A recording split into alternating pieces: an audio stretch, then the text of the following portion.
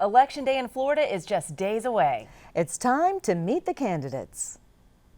This original program is provided as a public service by WSRE, the League of Women Voters, and Pensacola State College.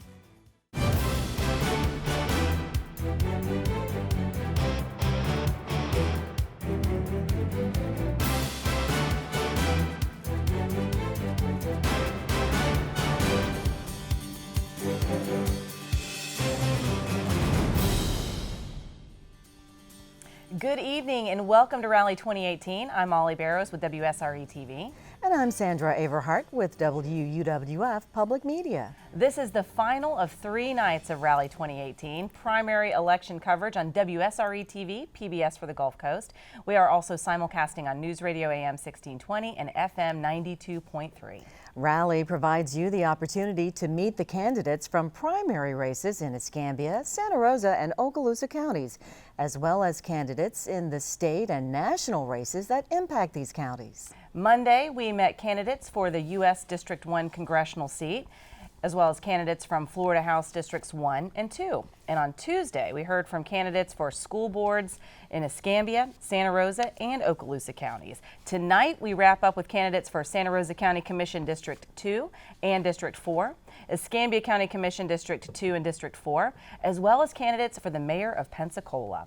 And the questions that will be put before the candidates tonight have been provided to us by the Pensacola League of Women Voters Bay Area. The candidates have not seen the questions. They will be asked the same questions and they will have 45 seconds to respond. Following the question and answer session, each candidate will have an additional 45 seconds to deliver a closing statement. And it is time to get started with the questions for the candidates. There are 3 candidates in the race for Santa Rosa County Commission District 2. And they are seated and will be introduced in alphabetical order. And they are all Republican. And the candidates tonight we will introduce to you are Miss Tammy Jo Brown. Seated next to her is Mr. Bob Cole. And next to him is Miss Wallace Mahout. Welcome to you all.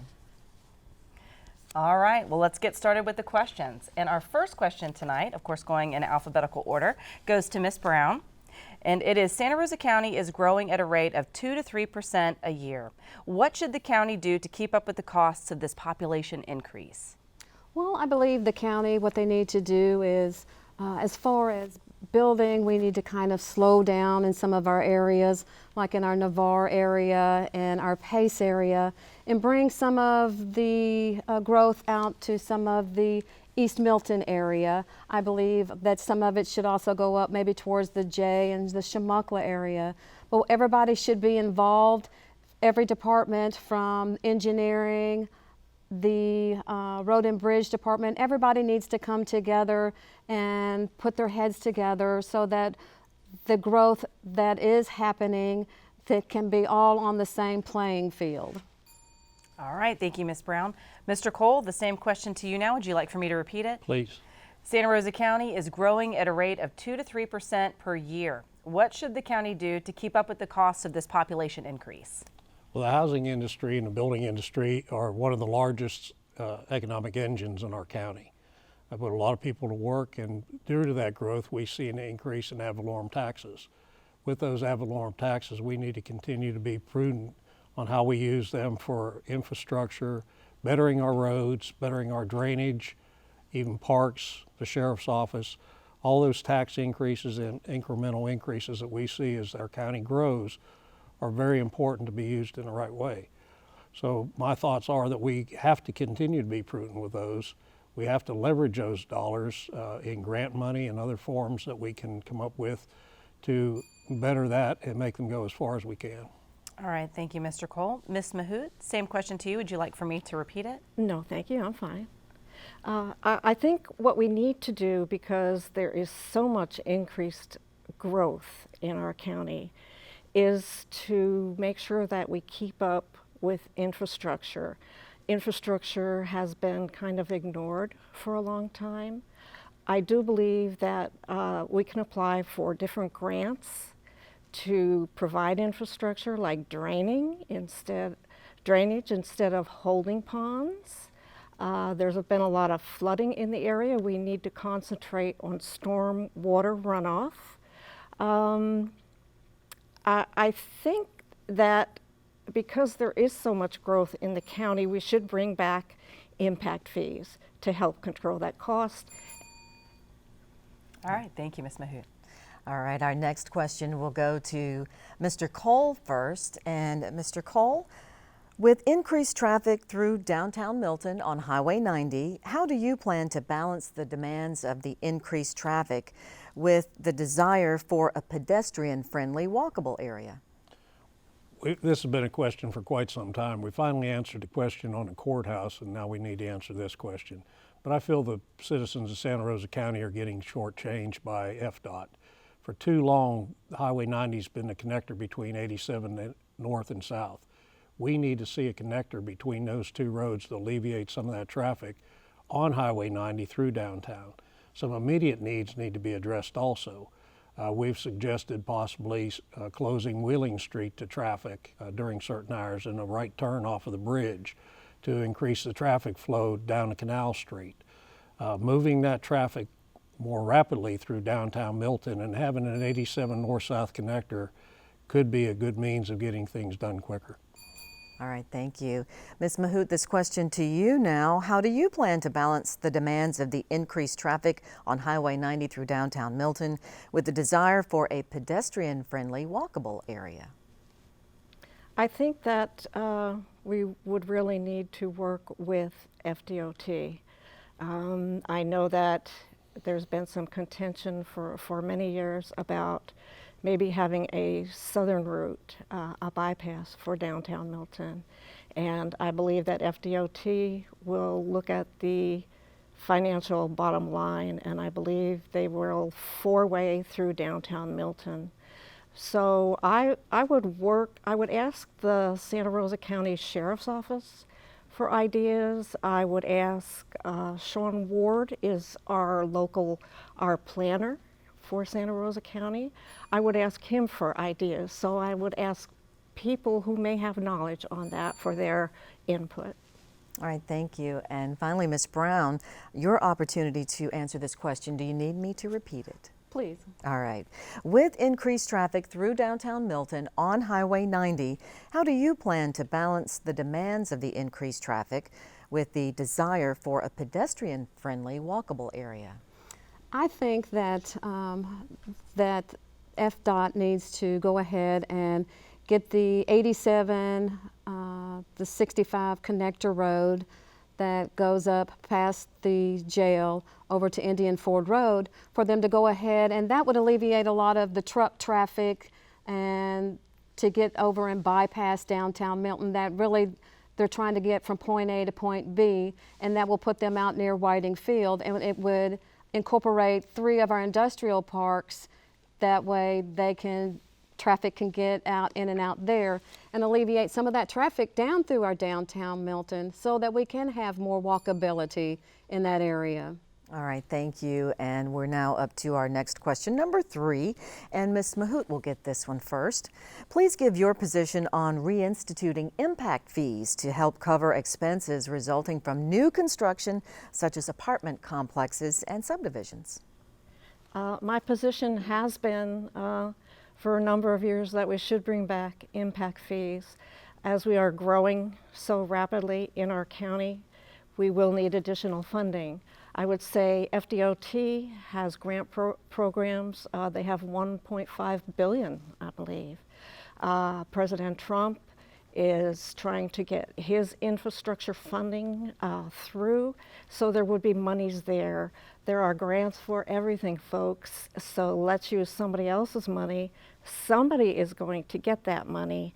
Why not us? We should try as hard as we can to bring back impact fees and pursue grants.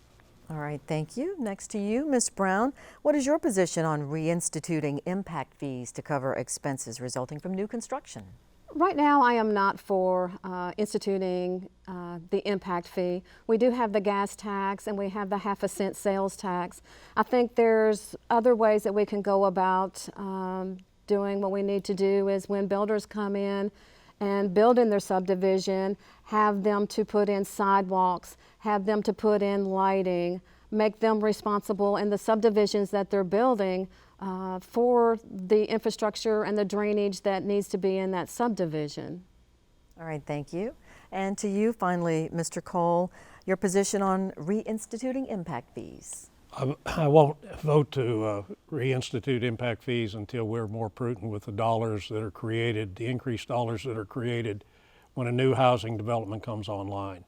That increases ad valorem taxes by quite a bit, and my idea has always been to put some of that money away. Take a percentage of that growth, put it away. That could be used to pay a debt service for a larger project that we could bond using that money for a debt service. The other idea that I have that I think we need to move forward with is asking our citizens to increase the half-cent sales tax to 1 cent.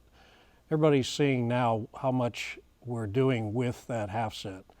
Just to imagine what we could do with a full penny and moving that forward. So I'd like to see those implemented first. All right, thank you. All right, we turn now to question 4, and Ms. Brown, we begin with you. This year, Triumph Gulf Coast has approximately $300 million for economic development in 8 westernmost counties of Northwest Florida. What are your plans for projects that could be funded through Triumph? I believe some things that are going on now. I do believe we have the science project that's going down on in Navarre Beach. We also, some things that we can do with that money is to issues that we do have with the roads down in Navarre. We should be able to use some of that money for testing, to see what we need to do to improve whether the lighting or so that we can have maybe a bypass down there for. Excellent. Thank you so much, Ms. Brown. Mr. Cole, the same question to you. Would you like for me to repeat it? Please.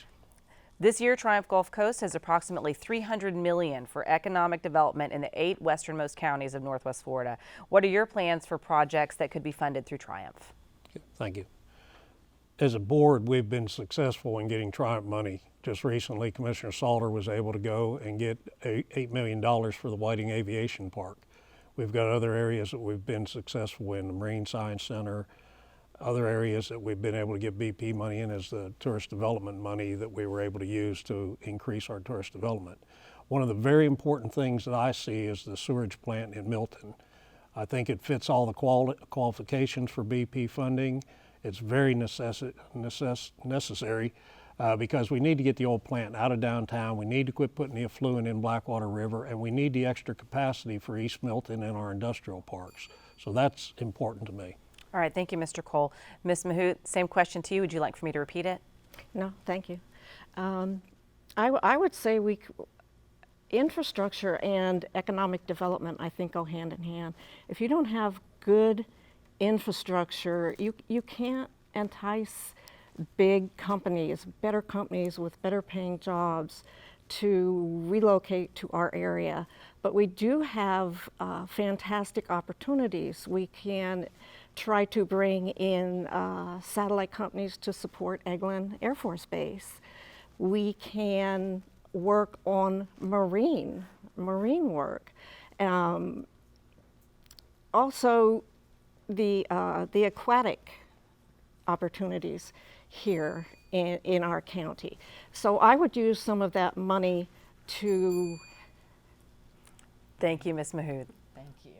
All right, we're up to our final question for these candidates for Santa Rosa County District 2, and it will go first to you, Mr. Cole. What policy will you undertake to help mitigate flooding throughout parts of the county? It's a policy we've already put into place. We engaged Baskerville-Donovan to do quite an extensive study in Holly by the Sea. We've got several other studies going on. That study led us to actually implement some immediate projects, kind of the low-hanging fruit, where we could actually clean existing storm drains, drainage basins that have been not maintained for a while, and then come up with other plans. Of course, the idea that Santa Rosa County has of having 100-year holding ponds versus 25 years as required by the state, to me is something we absolutely should keep in place. It's proven itself during some of this hard rains that we've had over the years, and I would continue to support that. All right, thank you, Mr. Cole. To you now, Ms. Mahout, your policy that you would undertake to help mitigate flooding in parts of the county. Yes, as I've already stated, part of that would be bringing back impact fees and asking contractors who build to have infrastructure, sewer infrastructure. Holding ponds just aren't working anymore, folks. There is constant flooding in Santa Rosa County. So let's work on getting infrastructure into place. Big companies that come into the area already know they have to put in infrastructure, sidewalks. They know everything they have to do. So as we build more locally, the local builders should understand that that is what is needed to help the county progress. All right, thank you, Ms. Mahout. And finally, this question to you, Ms. Brown, your policy for flood mitigation in the county. I would just like to say that I would like to keep that the cleaning of our ditches, need to keep our ditches clean. We need to be more prudent on keeping our holding ponds cleaned out around them. The mowing the grass around our holding ponds. We just had last year county holding pond up there on Highway 87. There was a flood there. We had to drain from a person's yard out to the state holding pond, and we had to widen the county holding pond. And if that's what we have to do to maintain, you know, our waters, you know, we need to check with the engineering department and keep the holding ponds and our ditches clean. And if we have to make them bigger, make them bigger. All right, thank you, Ms. Brown. And that concludes the questions for the candidates for Santa Rosa County Commission District 2. And now each candidate has 45 seconds to make a closing statement. So moving along the line, we will begin the closing statements with Ms. Mahout. 45 seconds. Hi, thank you for watching tonight and your interest in vetting your candidates.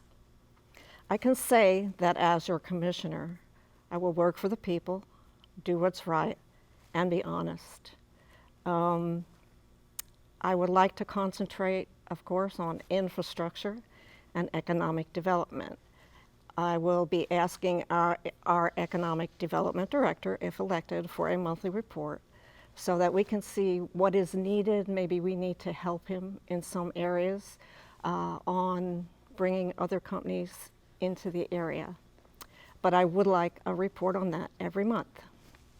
And I would like to say if there are building projects, I would like a stipulation that the time limit be followed. If the time limit is not followed, then there will be a fee if you do not finish in the time frame you said you would.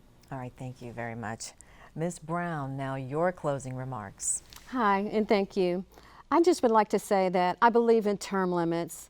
I believe that 20 years, after 20 years of working for the county, you will be drawing a pension, and I believe that the only people that need to be drawing a pension from the county would be those that get out there and work every day hard, like the sheriff's department, like Road and Bridge, the animal control office that have to euthanize animals every day. Over 4,000 were euthanized last year. But the great thing about county and human beings is teamwork. The county is getting together with a Hope for Santa Rosa, and they're trying to get a low-cost spay and neuter place for Santa Rosa County, which we desperately need. And they're working together as teamwork, and that's what I want to do, is to be a team player to help work with Santa Rosa County to help move it forward. Thank you. All right, thank you, Ms. Brown. And finally, your closing statement, Mr. Cole. Thank you. Good evening, and thank you for watching tonight. I'm Bob Cole, your Santa Rosa County Commissioner. Thank you for allowing me the privilege and the honor of serving you. Sheila and I have been married for 46 years, 4 children, 11 grandchildren. We all enjoy the quality of life in Santa Rosa County, and as your county commissioner, I want to continue a successful pace at implementing ideas in construction and infrastructure that will continue Santa Rosa County down this road of success. I'm a businessman, county commissioner, I'm a veteran, I've always been a Republican. I've been endorsed by the FOP, the PBA, and also by Northwest Florida Realtors. I'm Bob Cole. I'm sincerely asking for your vote to continue to serve you, the people of Santa Rosa County. Thank you. All right, thank you, Mr. Cole, and thank you to all of our candidates. As we wrap up the first question and answer session, we want to remind you that you are watching Rally 2018 on WSRE TV, where candidates in the upcoming primary have the opportunity to answer questions about some of the issues. And a reminder that tonight's questions for these races were prepared by the League of Women Voters, Pensacola Bay Area. Now, up next, we move to the race for Santa Rosa County Commission District 4. We'll be back in just a moment.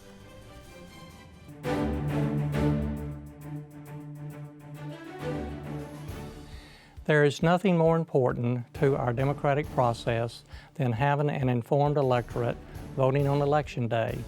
Good evening, I am Ed Meadows, President of Pensacola State College, thanking you for tuning into this rally, a joint presentation of the League of Women Voters, WSRE TV, and Pensacola State College. Rally allows you the opportunity to watch and listen as this election year's slate of candidates answer the tough questions concerning the needs of our community. WSRE, a service of Pensacola State College, is proud to bring this program to you as a public service. And as always, we invite your comments and suggestions about how we can further fulfill our community obligations. Let's all remember the importance of participating in the governance process by voting in the upcoming election.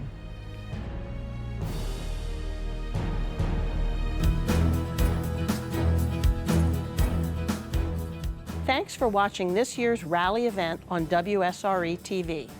I'm Mary Blackwell, President of the League of Women Voters of Okaloosa and Walton Counties.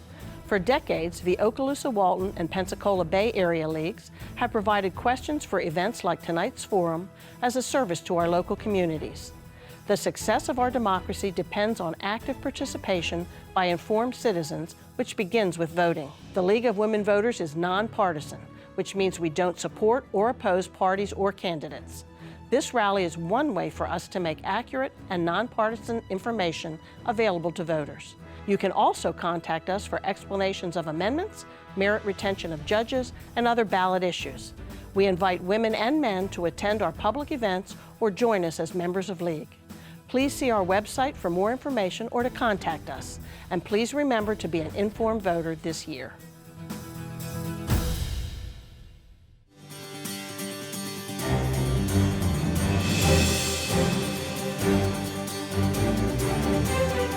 We move now to the race for Santa Rosa County Commission District 4. There are two candidates in this race, and both are Republican. The candidates in alphabetical order are Mr. Dave Peach. Welcome. And seated next to him is Mr. Rob Williamson. Thank you, candidates, for joining us tonight. It is time for our first question, and we will begin with you, Mr. Peach. And our first question is this. This year, Triumph Gulf Coast has approximately $300 million for economic development in the 8 westernmost counties of Northwest Florida. What are your plans for projects that could be funded through Triumph? Well, we need to work on our economic development, and part of that is infrastructure. We need to look at vocational schools for our kids. We have a lot of tourist jobs, but those only pay about $10.64 an hour, and we leak a lot of our educated workforce out to the other counties. So I would like to look at the Triumph funds to help bring some vocational programs that we could use to teach our youth and create some jobs that will keep them here. Also to work on our infrastructure, because that's a key piece of encouraging other businesses and things to come here. So we need to focus on that and bring that all together with those Triumph funds, and that'll help us utilize those funds the best possible way. All right, thank you, Mr. Peach. Mr. Williamson, the question now goes to you. Would you like for me to repeat it? No, that's okay. Good evening. First, a shout out to my daughter Annabelle. Happy birthday. She turned 14 today. As far as the Triumph funding goes, I think it's something that has to make a generational impact. This is a one-time opportunity. So as former Senate President Gates said, we need to use this in a way that would help us diversify our economy. And To that end, I think the Discovery Center, the Gulf Coast Discovery Center that Charlene Morrow is working on out on the beach would be a wonderful project to do that. It would allow us to increase our marine science and education footprint that we have on the beach, to diversify our economy. And then after that, I would say Highway 98 funding. This is a critical arterial roadway that big projects require big money. We could use some of that Triumph money there. All right, Mr. Williamson. And our next question, we start with you, and here it is. Santa Rosa County is growing at a rate of 2 to 3% per year. What should the county do to keep up with the costs of this population increase? Well, I guess first of all, the good news is we are growing from the standpoint of we must be doing something right. Taxes are low, county is safer, and finally we are investing money in infrastructure, thanks in good part to the people of Santa Rosa County who decided to vote in favor of the local option sales tax. So we're able to start getting caught up a little bit on infrastructure. But growth has to be smart growth, and we have to make sure that we're looking at how that growth impacts our schools and how it impacts all parts of the community. And that requires getting all stakeholders to the table. We've met recently with the school board, and we're looking at adding them as more of a close partner as we look at the growth and how it would impact Santa Rosa County. It's affecting us all, but that's not necessarily a bad thing. All right, thank you, Mr. Williamson. Mr. Peach, the question now goes to you. Would you like for me to repeat it? Please. Okay, Santa Rosa County is growing at a rate of 2 to 3% per year. What should the county do to keep up with the costs of this increasing population? Well, growth is good. It just has to be smart and sensible. And we need to look at all the impacts of what that growth is doing. We currently have over a 90% approval rate for variances and zoning requests, which is bringing in even more growth and packing it into tighter areas. So what I'd like to see is us look closer at the impacts of this growth, partner with the school district, because there's some things that go through where we don't even include the school district in their numbers, or we say traffic goes down because of this growth. So we need to look at the whole picture, and we need to partner with the developers and the builders and the school district. So once we develop an area, we can all partner together and pool our resources so we have a working community when it's done. All right, thank you, Mr. Peach. And we start with you for our next question. With the increased traffic on Highway 98, what is your position and commitment to public transportation, ride sharing, park and rides, bicycling, and other alternative transportation methods? Well, I would love to see more bicycle opportunities on the south part of the county. We need to work with the TPO office to get us included more in that bike and pedestrian plan. Carpooling, I worked at Hurlburt Field for many years, and carpooling is a tough thing to do because folks work different hours and things. So getting a carpool together does work if there's van programs and things like that. Mass transportation is probably a far stretch for us right now. What I really want to pursue is the quick upgrades to 98, getting better light timing, because what we're doing now just ain't working. And then work with FDOT on their plan to 6-lane that road so we can do it efficiently and smartly. All right, thank you, Mr. Peach. Mr. Williamson, that question goes to you now. Would you like for me to repeat it? No, it's okay. There's nothing more important right now than being able to move people better, safer, faster, and we need to do a better job of that. And Highway 98 is, especially the area there in Navarre, it's the busiest roadway that we have in the county, and it's critical to support the military mission. And the thing is, when you have big projects like that, they require big dollars. And so I have tried to work with DOT and have gone to the state and the nation's capital, and we've started to see some success from building those relationships. One of 3 projects in the state of Florida that will go forward to the federal government for build funding is the Highway 98 widening. We've also seen the designation for Highway 98 be upgraded to where we now have a better opportunity for state funding.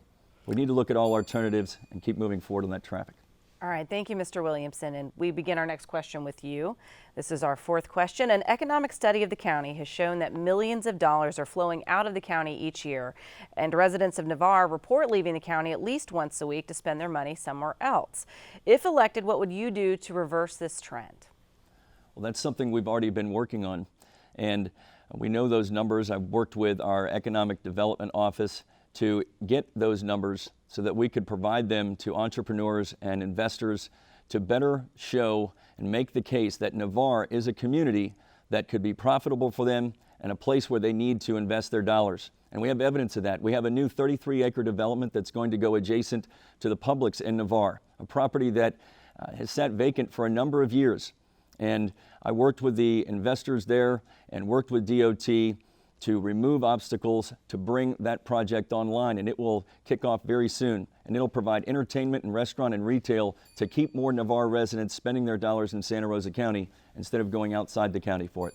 All right, thank you, Mr. Williamson. Mr. Peach, that question to you now. Would you like for me to repeat it? No, thank you.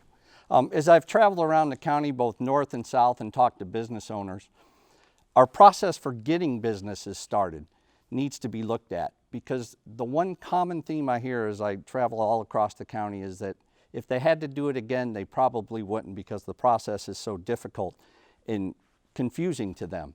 So my plan would be to work with our Economic Development Office, in the building office, and all those, to make it easier for these businesses to get started, because that's what they need. They need our help and support, and they need an easy, clear process to get started. And once you have that, they'll come in and they'll grow and they'll prosper. We need to keep our money here in Santa Rosa County. All right, thank you, Mr. Peach. And our last question, we start with you. If elected to the Santa Rosa County Commission, what will be your top priorities during your term? Well, my top priority is to hear people. You can't just listen to people, you really need to hear them. And to work with the other commissioners. You know, being a commissioner is about service to the people and integrity always. It's about treating everyone with respect. So you have to be able to hear what the people's concerns are, to be able to work with your fellow commissioners. And disagreement is good, but cordial disagreement is what you need so you can move things forward. So my top priority is to create an environment where everyone could voice ideas and there's no bad ideas, and really look at our infrastructure, because that's the number one issue I'm hearing as I'm out there. And we have the brain power and we have the plans in place, and I think together we could pull all that forward. All right, thank you, Mr. Peach. Mr. Williamson? Well, I think we've got a great team that's working together now to deliver progress in areas that we've been waiting on for a number of years. It seems like every other day now you're hearing about a new win or a new improvement that's coming online throughout the county. I guess if you were tired of winning, then you could look to make a change in the team that's in place right now.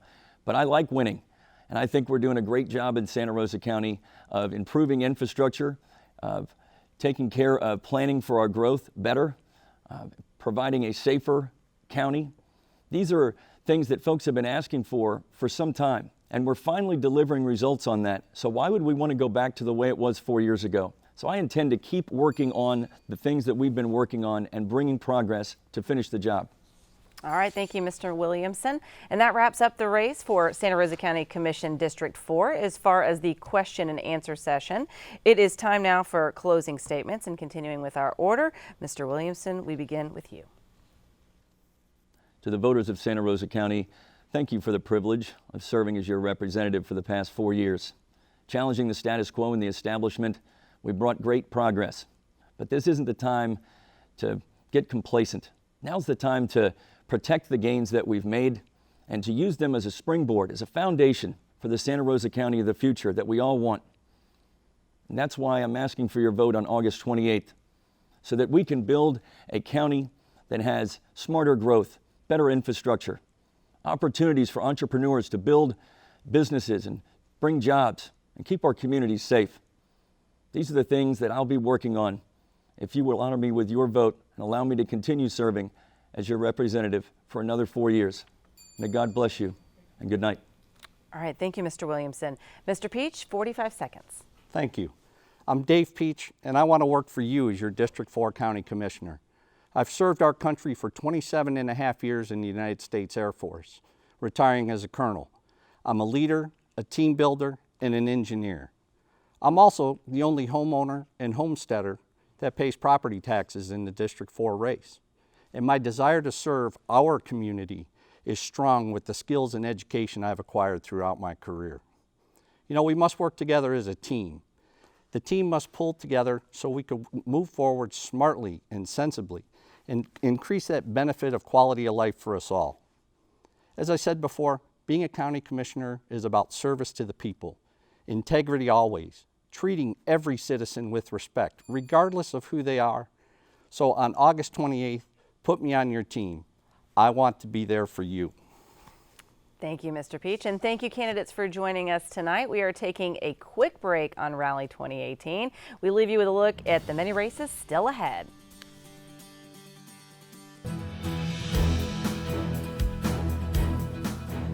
Thanks for watching this year's rally event on WSRE TV. I am Elizabeth King. Ray Hudkins and I serve as co-presidents of the League of Women Voters of the Pensacola Bay Area.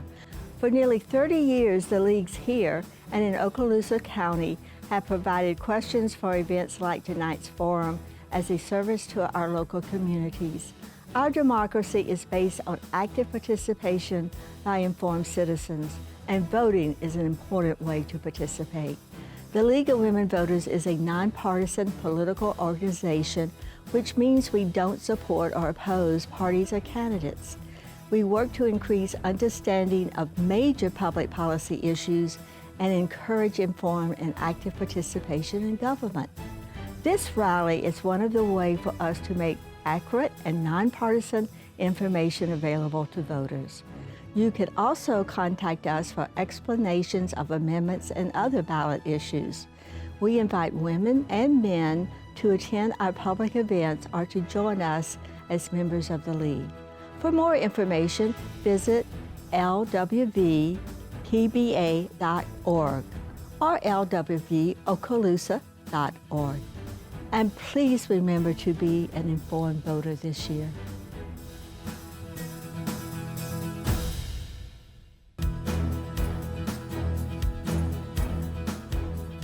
There are 3 ways to cast a ballot in Santa Rosa County: by mail, early voting, or at your precinct on Election Day. To vote by mail, contact the Santa Rosa County Supervisor of Elections office by phone, mail, fax, or email.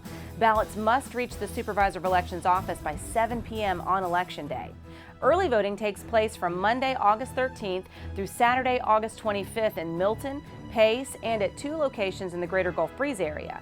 Early voting hours each day are 8:30 a.m. until 4:30 p.m. On the day of the primary election, Tuesday, August 28th, voting takes place from 7 a.m. until 7 p.m. You must vote in the precinct in which you live and are registered, and be sure to bring photo and signature ID with you.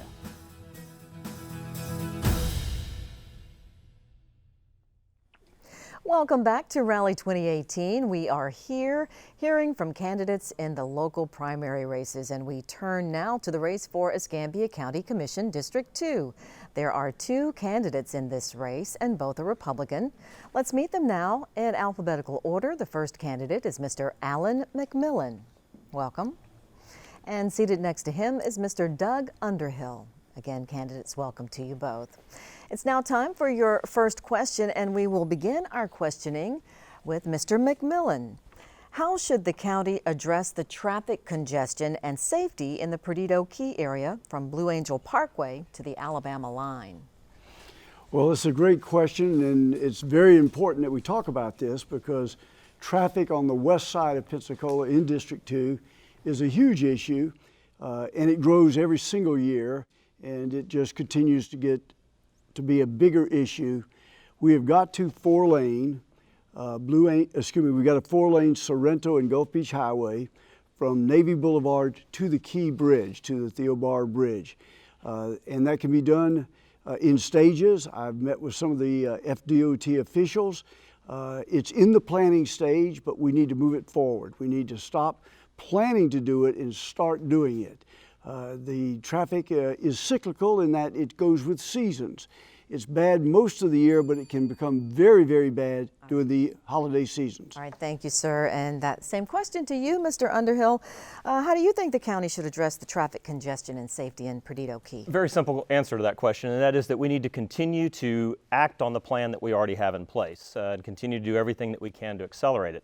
4 years ago, when I came into office, we were spending an enormous amount of money on trying to 4-lane Perdido Key, when in fact there are much higher priorities such as Gulf Beach Highway and Sorrento Road and Blue Angel Parkway that should have been funded long before we started spending money on Perdido Key.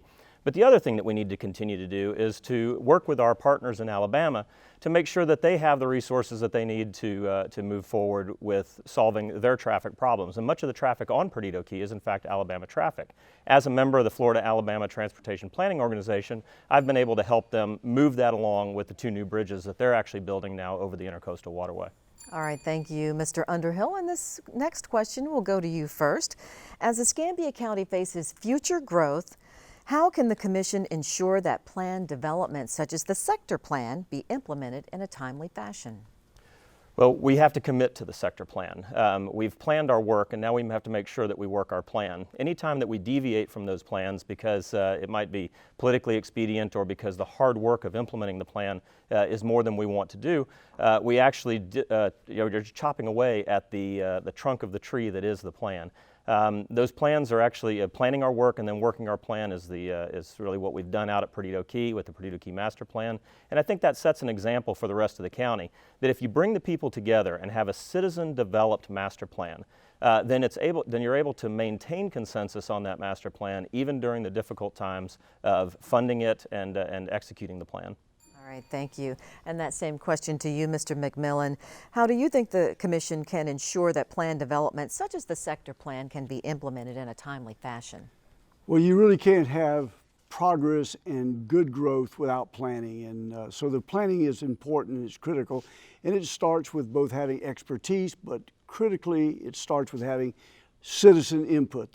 The businesses and the people that live in those areas must have a say in what the plan looks like to meet their needs. But I also want to caution us all that plans are plans, and that as conditions change, we need to be flexible enough to modify those plans as the needs to do that continue to come forward. So a plan that is 3, 4, 5, 6 years old or 7 years old, in my opinion, must be reviewed to see if it still meets the needs that it was originally intended for. All right, thank you, sir. And Mr. McMillan, you will get this next question first. According to Emerald Coast Keepers, stormwater ponds designed to protect neighborhoods are problematic due to lack of maintenance and interior cleaning. How do you propose to remedy this hazard? Well, stormwater is a huge issue in all of Escambia County and certainly in District 2. Stormwater ponds are part of that, but stormwater ponds don't do any good if they're not cared for, maintained, and taken care of. So we really have an issue here that must be watched over all the time, whether it's a county issue, sometime a county issue together with our partners in ECUA as we deal with both stormwater and septic and other issues. We have to deal with them. They're important. We have to maintain them, and we have to fund them, and we have to stay after that all the time. All right, thank you, Mr. McMillan. And this question to you, Mr. Underhill, do you need me to repeat it? No, that's okay. Okay. Comprehensive stormwater management is an inherently governmental function. It is the job of the government to ensure that the built environment is safe and can support the people that live there. Historically, in Escambia County, we've abdicated this responsibility over to homeowners associations by allowing the builders that built the neighborhoods to hand over a stormwater pond to an HOA that has neither the resources nor the expertise to properly manage it.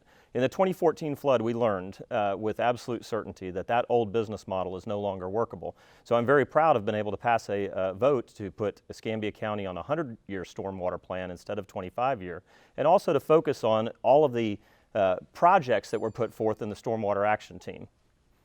All right, thank you, Mr. Underhill. And this next question will go to you first.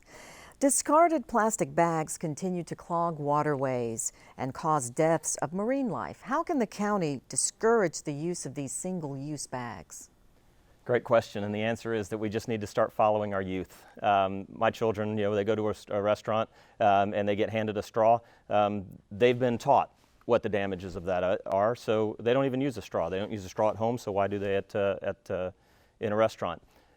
This really is generational, and we're finding that, just like with single-use plastic bags, our youth have got this. So we, the old folks, just kind of need to follow their lead and minimize our single-use plastic usage. This is not something that the government needs to use the whip of government to start creating fines or fees for the use of them. This is really one where you use the carrot of just a better future for all of us and really just looking good in front of our kids. All right, thank you. And now to you, Mr. McMillan. How do you think the county can discourage the use of these single-use plastic bags? Education. This is really a culture change that we all have to deal with. I happen to live in a household where my wife is probably the biggest leader of this initiative that you could imagine. She has gone out and bought stainless steel straws to use so that we don't have plastic or paper straws in our home. So it's really, I think, an issue that we are becoming as a society more aware of, that plastics don't degrade. They are a huge issue. I'm an avid boater and a guy who loves to go sailing. Plastic is not only an issue in our landfills, but in our waterways as well. So I think it's an issue of education, changing our behavior, changing our habits, and ultimately changing our culture. All right, thank you, sir. And Mr. McMillan, you'll get this next question first. Many inmates at the Escambia County Jail require medical or mental health treatment. How would you ensure that this need is adequately met? Well, I think it's a problem, again, of government's function here when we have people that are incarcerated, is to make sure that they are properly cared for. And I'm real careful about the words properly cared for, but they have to have their basic needs met, whether those basic needs are health issues, both physical health and or mental health. It's not our job to give them a great life. It is our job to make sure they have decent care, and we have to provide that to them. All right, thank you. And to you, Mr. Underhill, do you need me to repeat the question? Please. All right. Many inmates in the Escambia County Jail require medical or mental health treatment. How would you ensure that this need is adequately met? Well, one thing to keep in mind is that the average stay in our jail is not a year or 2 years, but it's actually closer to a month. So you actually have a very short window of opportunity to be able to care for those citizens. They are not the citizens who come to you with a good track record of medical care. So self-disclosures and things like that make it challenging. But with that challenge comes the requirement, the obligation to take care of them. Because regardless of what they did to put themselves in jail, they are still humans and they are still Escambians. And when they get out of that jail, they will go back into our society. And the job of the corrections system is, in fact, to correct the errors and hopefully release them back into society in a way that doesn't bring them back. The number one thing that we need to do, though, is that as soon as the jail is built, give it back to the professionals that can manage it, and that's the sheriff's office. All right, thank you. Candidates, it is now time for your closing statements, and you each have 45 seconds. And moving down the line, Mr. Underhill, we will begin with you for your closing remarks. Thank you very much. It's been a pleasure to be with you tonight. I hope that it's been beneficial to those that are listening. We've just finished up, or we're finishing up 4 years of real change here in Escambia County. 4 years of asking the hard questions ahead of time so as to avoid the problems that come with not asking those questions.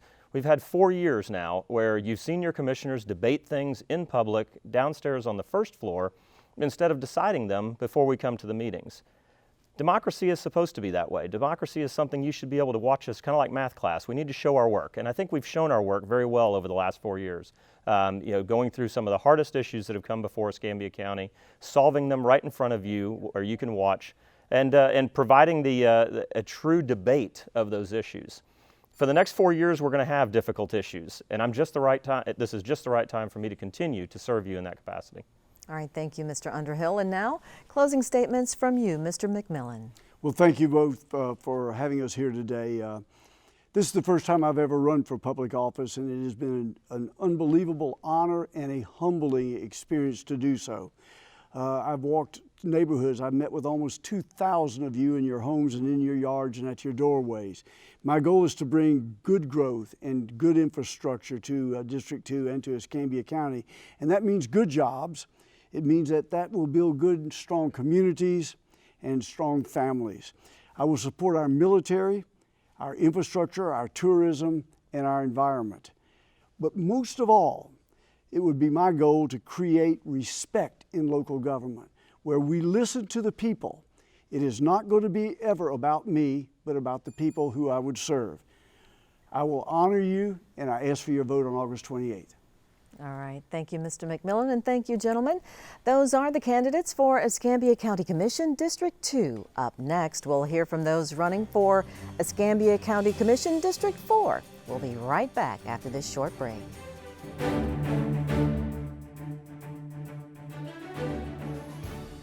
There is nothing more important to our democratic process than having an informed electorate voting on Election Day. Good evening. I am Ed Meadows, President of Pensacola State College, thanking you for tuning into this rally, a joint presentation of the League of Women Voters, WSRE TV, and Pensacola State College. Rally allows you the opportunity to watch and listen as this election year's slate of candidates answer the tough questions concerning the needs of our community. WSRE, a service of Pensacola State College, is proud to bring this program to you as a public service. And as always, we invite your comments and suggestions about how we can further fulfill our community obligations. Let's all remember the importance of participating in the governance process by voting in the upcoming election.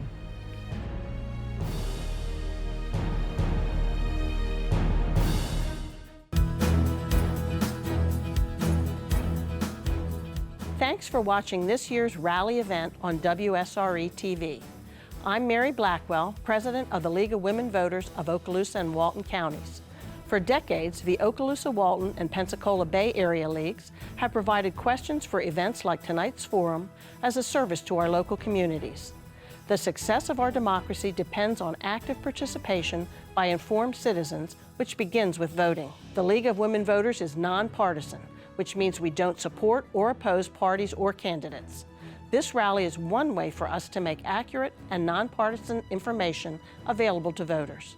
You can also contact us for explanations of amendments, merit retention of judges, and other ballot issues.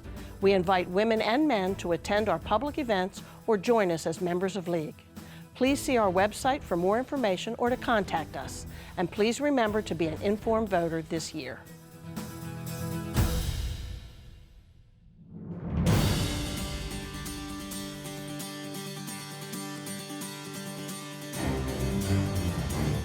Welcome back to Rally 2018. I'm Molly Barrows with WSRE, PBS for the Gulf Coast. We turn our attention now to the race for Escambia County Commission District 4. There are 6 candidates in the race, and all of them here tonight are Republican. It is time now to meet those candidates in alphabetical order. The first candidate is Mr. Robert Bender. Seated next to him is Mr. Kendrick Dodge. And moving on down the line, we have Mr. Bill Fetke. Seated next to him, Mr. Greg Litton. Next to him, Mr. Terry Strickland. And seated next to him is Mr. Boyce White. Welcome, gentlemen. Let's get started with tonight's questions. Again, these questions have been prepared by the League of Women Voters of the Pensacola Bay Area, and we'll begin in alphabetical order with Mr. Bender. All right, and our first question, Mr. Bender, is this one. This year, Triumph Gulf Coast has approximately $300 million for economic development in the 8 westernmost counties of Northwest Florida. What would be your top project request of those Triumph funds? Well, we have a number of projects out that we're working on now. I think the important thing is we're looking at some of the larger projects that we haven't been able to do in the past. And so one of those is the Bay Center and what we can do with that. $25 million request is in there now, and I think it's really looking at some of the opportunities we have that we haven't been able to address these issues. But I think really the important thing is how we lay the foundation for our future of Escambia County, the economic and workforce development that we can create, the jobs and have those sustainable for the future. So really I think it's ways to economic development and workforce development. All right, thank you, Mr. Bender. Mr. Dodge, this question now goes to you. Would you like for me to repeat it? No, ma'am. When it comes to Triumph, I believe there's 2 main issues that we have to address. Number one, we need to focus on projects that are going to be transformational for our community. Number 2, we need to make sure that our county, our city, our chamber, our economic development arms are all working together to present projects that are going to be transformational for our area. We need to have projects that are going to focus on workforce development. We need to have projects that are going to focus on bringing jobs to our community.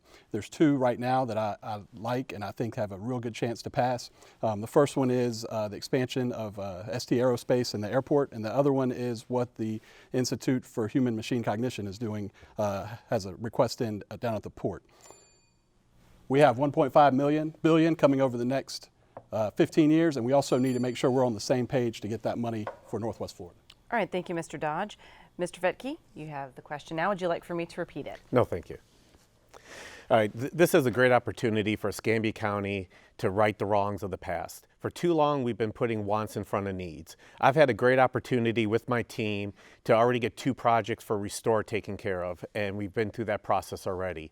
So as the experienced one on this board right now, I know the process and I know how to get money approved. We've already gotten money for Carpenter's Creek. We got that project already in the works for the Restore project. Also Project Universal Access, they gave 100% accessibility for disabled people on Pensacola Beach. That RFP went out last week. My team was the one who wrote that also. So I already have the contacts inside government to make these projects a reality. But the Bay Center, IHMC are my top 2 choices for the Triumph funds. All right, thank you, Mr. Vetke. Mr. Litton, the question now goes to you. Would you like for me to repeat it? That's fine. The Triumph funds, I think one of the biggest things we need to utilize those funds to go towards are bringing in and preparing sites, and there's a project called the Bluffs that I've studied with now I went brain dead, but Florida West, thank you, boys. But I think that project, we've got to, if we're going to recruit these big businesses and think we can get more Navy Federals and more jobs here, we've got to prepare sites to bring those in. And that's one of the most important things that I see in with the Triumph funds. All right, thank you, Mr. Litton. Mr. Strickland? Yes, you know, Triumph Board has said that these projects, whatever comes forward, has to be transformational in nature. I like projects like Dynamic Ocean Technologies. That is going to be at the port as we know it for right now. I'd love to see projects like Fish 2.0. Fish 2.0 is all about fisheries, and I would love to see us become the Silicon Gulf for aquaculture technology coming into our area. If we could do that, I think that, and also workforce training to bring everybody on board with us and we all rise to another level. So those are some of the projects I'd like to see, more workforce training, projects that would enhance our natural beauty that we have here. All right, thank you, Mr. Strickland. Mr. White, the question to you now. And while I think IHMC is a great program, and I love attending their the lectures that they have there, I've done a blab commercial about working with CSX to try and get them off of Scenic Highway, and we would need some Triumph money to make this happen. Now, the project that I'm looking at would run probably about $90 million from from the Triumph board, and I feel like I can get CSX to come to the board, come to the table with about $40 million, and at that point we can actually reroute the railroad off of Scenic Highway, and that would be very transformational for Pensacola. We have a once-in-a-lifetime opportunity with this BP oil money, and that's where I'd like to actually see the money go. All right, thank you, Mr. White. Oh, we do have a rebuttal. Go ahead, Mr. Vetke. The problem we have with moving the railroad in the Triumph funds is that the county still has to contribute to this. It's not just Triumph, it's not just CSX. We also have to get permission from the state. We got to get permission from Santa Rosa County. Escambia County does not have that money to match, which is why we need someone experienced at that office right in our seat right now, who's already gone through this process to realize you need matching funds. And every single Triumph asset has been given, you have to have matching funds with. And the county doesn't have it. Right now we have serious stormwater management issues that we need to have addressed before we worry about moving a train. All right, thank you, Mr. Vetke. All right, we are now up to question number 2, and it will go first to you, Mr. Dodge. Please explain your position on the referendum to allow voters to say whether or not they support the current public ownership of Pensacola Beach. The ownership of Pensacola Beach is a very important issue to District 4. We need to have public access on the beach. We need to have Pensacola Beach remain public. We also need to work with the residents on Pensacola Beach to make sure that they're paying their fair share, either through lease fees or property tax. At the county level, I believe we should be neutral. When it comes to the referendum, I do not believe it should be countywide. I believe we have smart people working at the Santa Rosa Island Authority, residents on Pensacola Beach, and at the county level that could come together to figure these issues out without having another amendment placed on the ballot. All right, thank you. Mr. Vetke. This is a feel-good vote. It doesn't mean anything. It's not a binding referendum at all. Our county's set up so it can't be. This doesn't really accomplish anything except for the voters saying whether or not they want this or not. I've talked to many people on Pensacola Beach. No one wants public access taken away. No one wants their beach taken away. Only a small handful of people actually live on the beach. Everyone else that lives on that island needs that same access to get onto the beach. I think a lot of misinformation has been distributed and a lot of fear has been distributed, and now's not the right time to actually put that vote to the test. I think we need a real sit down and real facts to be addressed first. All right, thank you, Mr. Fetke. Now, Mr. Litton, your position on the referendum to allow voters to say whether or not they support the current public ownership of Pensacola Beach.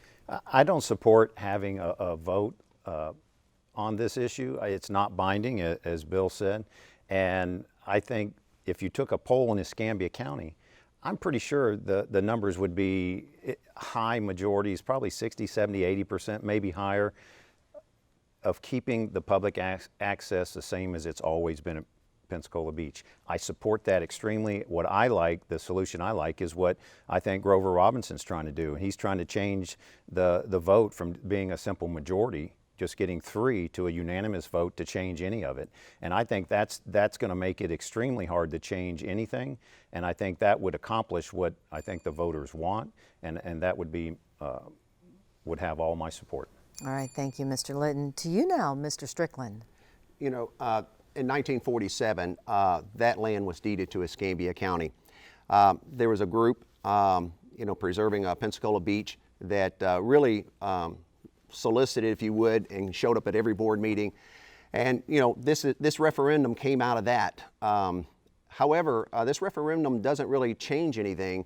We still, as citizens, own Pensacola Beach. All of us want public access. We want to maintain our preserve all of our conservation areas that we currently have. We want to, you know, this is I agree, it's kind of a feel-good because the facts are we already own the beach, and this really will change nothing. So that's kind of where I stand on it. All right, thank you. And Mr. White, your position on the referendum to allow a vote, I guess, on whether or not public ownership of Pensacola Beach should continue. And I'm in complete agreement that the referendum really isn't going to accomplish a whole lot. But Mr. Litton was partially correct that Grover actually already passed that, and the board has already voted that you need a unanimous vote to make those changes. And I will say that as a District 4 representative, I would make sure, or I would guarantee that the citizens' access to that beach would not change under my watch. My dad actually sat on the Island Authority in the mid-'60s when they put the referendum on the max number of condos out there. So that is something I want to perpetuate, his legacy of preservation and conservation out on Pensacola Beach. All right, thank you. And finally to you, Mr. Bender, on the ownership, public ownership of Pensacola Beach and a referendum regarding this. Yes, thank you. The conservation, preservation, and public access of Pensacola Beach are what's truly important, and one of the main issues on why I decided to run for office. You know, I remember going out to the beach growing up with my parents. I've taken my kids out there now, and I look forward for them to be able to take their kids out there when they're our age. So the conservation, preservation, public access. The people that live out there, they don't want to lose the access to the beach either. They walk out their back door, find their public access, and go to that public beach. I think the other issue here, though, is that we need to once and for all settle the land disputes that the property appraisers having with these our citizens, and end the double taxation. All right, thank you, Mr. Bender, and thank you, candidates. We're now going to take a short break. When we come back, we'll continue with their questions and closing statements right after this.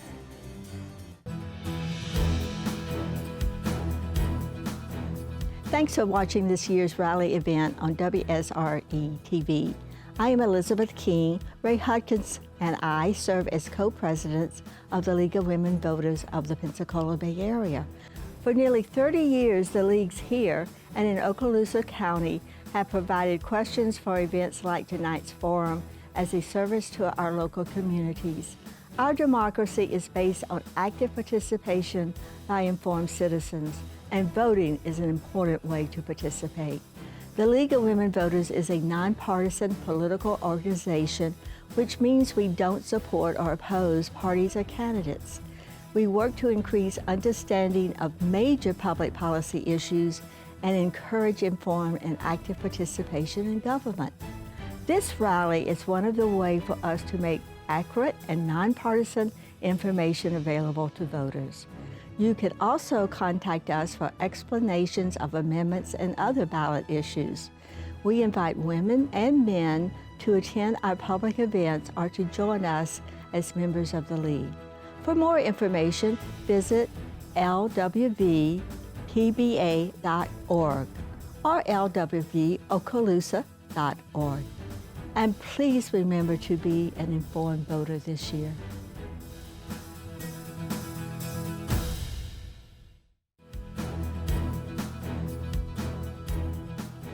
There are 3 ways to cast a ballot in Escambia County: by mail, early voting, or at your precinct on Election Day. To vote by mail, contact the Escambia County Supervisor of Elections office. You can write, phone, fax, email, log on to their website, or ask in person at the supervisor's office on Palafox Place in downtown Pensacola. Ballots must reach the Supervisor of Elections office by 7 p.m. on Election Day. Early voting takes place from Saturday, August 18th through Saturday, August 25th at the 8 locations listed on the screen. Early voting times are 8 a.m. to 5 p.m. at the Supervisor of Elections office and from 9 a.m. until 6 p.m. at all other locations. On the day of the primary election, Tuesday, August 28th, voting takes place at your polling location from 7 a.m. until 7 p.m. You must vote in the precinct in which you live and are registered. To verify your precinct, log on to escambiavotes.com. Be sure to bring photo and signature ID with you.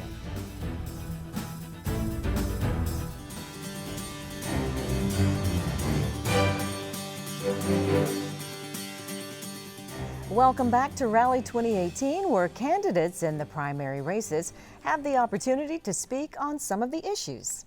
And tonight's questions were provided to us by the League of Women Voters, Pensacola Bay Area. We continue now with the candidates for Escambia County Commission District 4.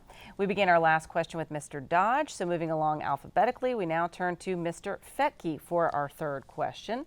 And sir, this is for you. Due to action by the Florida legislature, counties cannot ban single-use plastic bags which clog waterways and kill marine life. What steps can the county take to discourage their use? It's not something the county really, it's not government's position to make a law like that. It should be each individual person's own, we have to teach more educational about single-use bags. They are found in marine life. I'm really big into the stormwater management. We find it inside our stormwater ponds all the time, which get flushed out right into the Gulf. But it's not really government's job to pass laws such as this. The state should not have passed the law banning us the opportunity to create a law. This is something that should be done at a local level, but first and foremost, we need better education with our individual stores and with our individual restaurants on cause and effect, and let them make that decision for themselves whether they want to serve a plastic straw or a plastic bag. All right, thank you, Mr. Fetke. Mr. Litton, the question now goes to you. Would you like for me to repeat it? That's fine. I don't think it's government's job, as Bill said. I don't think as a county commissioner, I don't think we should make that a priority. I think what we need to do is raise awareness. We need to educate by showing our citizens, our children, how detrimental plastic bags are to the environment. And I think by doing that and just raising awareness, then we can try and make a difference. But I don't see that as our job, as our county commissioner's role. So I'd just like to see education, make people aware, work on our young people, and that's about all we can do to change it. All right, thank you, Mr. Litton. Mr. Strickland? Well, I would, if I had my ruthers, I'd love to see no plastic bags. But as a government, we don't have that we don't have that decision-making power. I think we could offer incentives to businesses who want to participate. Perhaps, the carrot's always better than the stick. We could offer incentives to business who participate in maybe going paper versus plastic. Again, education. I think we could do more of that. And, in general, if you go to any person that's under 25, I would say most of them, they don't use plastic. They carry their own bags. We have our bags in our car, our reusable bags, and that's what we take into the grocery store most of the time. All right, thank you, Mr. Strickland. Mr. White, question now goes to you. And I agree that education is the way to go with this. And as a county commissioner, you are 1/5 of the voice of the county, and you have that opportunity to get out there and talk to the citizens and attend meetings and attend even host town hall meetings where people would attend. And that's where I think that we need to make sure that education is the way to go. But as it's been mentioned before, the millennials and Generation Y, they already know what's going on, and they're taking steps ahead of us. So I think we just need to set the example. All right, thank you, Mr. White. Mr. Bender, question goes to you now. Yes, I think it's unfortunate that the legislator limited us on what we could do and what we couldn't do. But again, it is educational in what we do and the impact that the plastic has, not just on our wildlife, but on our stormwater drains. And so that's to be able to get in there. Again, we were talking earlier about the stormwater systems, the clogging that those have. The water does not permeate through the bags. It's what clogs it. It's what causes some of the flooding. And so when people realize that, again, the impact it has on our wildlife, sea turtles think that it's their favorite jellyfish and eat that. And so you see the impact that it has on our community and in our wildlife. So we need to figure out ways that we can improve education and reduce our need for single-use plastic. All right, thank you, Mr. Bender. Mr. Dodge. I also agree government has no business in the overreach deciding what we use in terms of plastic bags or plastic straws, but I do think what the county can do and what the county should do on many different levels is lead by example. There are things that we can do inside county-owned offices, county-owned complexes that we can not opt for plastic bags, plastic straws. Vendors that we do business with, companies that are coming into the area, we can lead by example, set the standard, talk about our wonderful climate, our quality place to live, and how these decisions impact our overall quality of life. All right, thank you, Mr. Dodge. And we are now ready to move on to our next question, and it will go first to Mr. Litton. What additional steps can be taken to address the issue of flooding in the county? Well, flooding in the county, I think, just takes preparation. Anytime we build a new neighborhood, a new building, a new business, planning goes in with that, and that's infrastructure. And that is one of the most important jobs we have here in Escambia County as county commissioners. And I think one of the things we need to do with existing stormwater ponds and stuff like that is to the maintenance of those our cost. We have to raise our revenue. I think we do that with economic growth and improving and increasing our tax revenue. And by doing that, we'll have the funds needed to where we can keep the infrastructure where it should be and keep the citizens safe. All right, thank you, Mr. Litton. To you now, Mr. Strickland.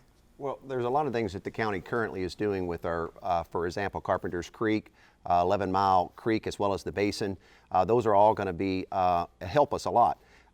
We could make sure that concurrency requirements are in place, impact fees possibly to developers, incentives for more pervious surfaces, so we have less stormwater drainage that eventually causes our flooding in the first place. So there's a lot of things that we can do on a county level with our codes and different things that we're doing with the new developments that are starting.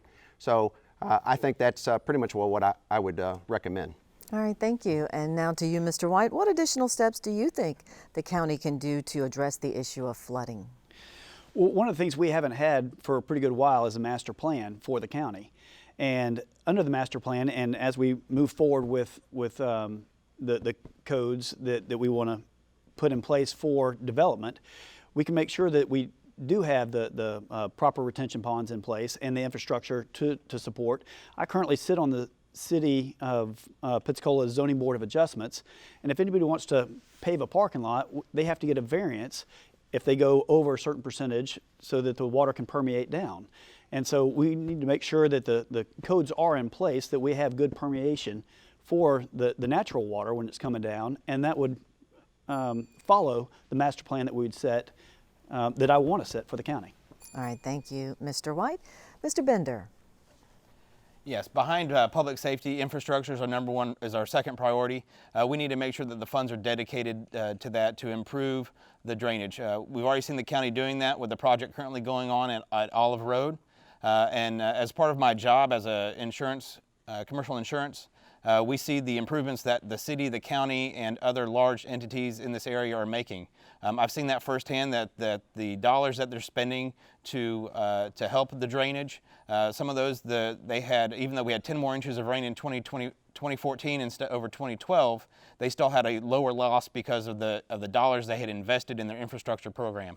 So again, it's making sure that those dollars are available for us to invest in our infrastructure, and looking at the areas that need the most help and implementing that. All right, thank you. And now to you, Mr. Dodge. What steps do you think can be taken to further address the issue of flooding? I also believe in having a plan, pairing that plan with how it's going to be financed, and then holding people accountable. We've got to hold our community, our county, our builders, our codes accountable. Accountability is what is going to get us to the next level. It's what's going to take our community from where we are now to where we need to be. Holding people accountable is going to make our community move in the right direction when it comes to infrastructure, when it comes to public safety. So with stormwater runoff and drainage, we've got to hold our county employees accountable, our builders accountable, and make sure that we're all moving in the right direction and following a plan that's been established with the right funding. All right, thank you. And finally to you, Mr. Fettke. Well, public safety, stormwater management, infrastructure are the keys to my whole campaign. It has been since day one. I'm glad everyone else is finally catching up to what I've been saying this whole time. Olive Road was a great start.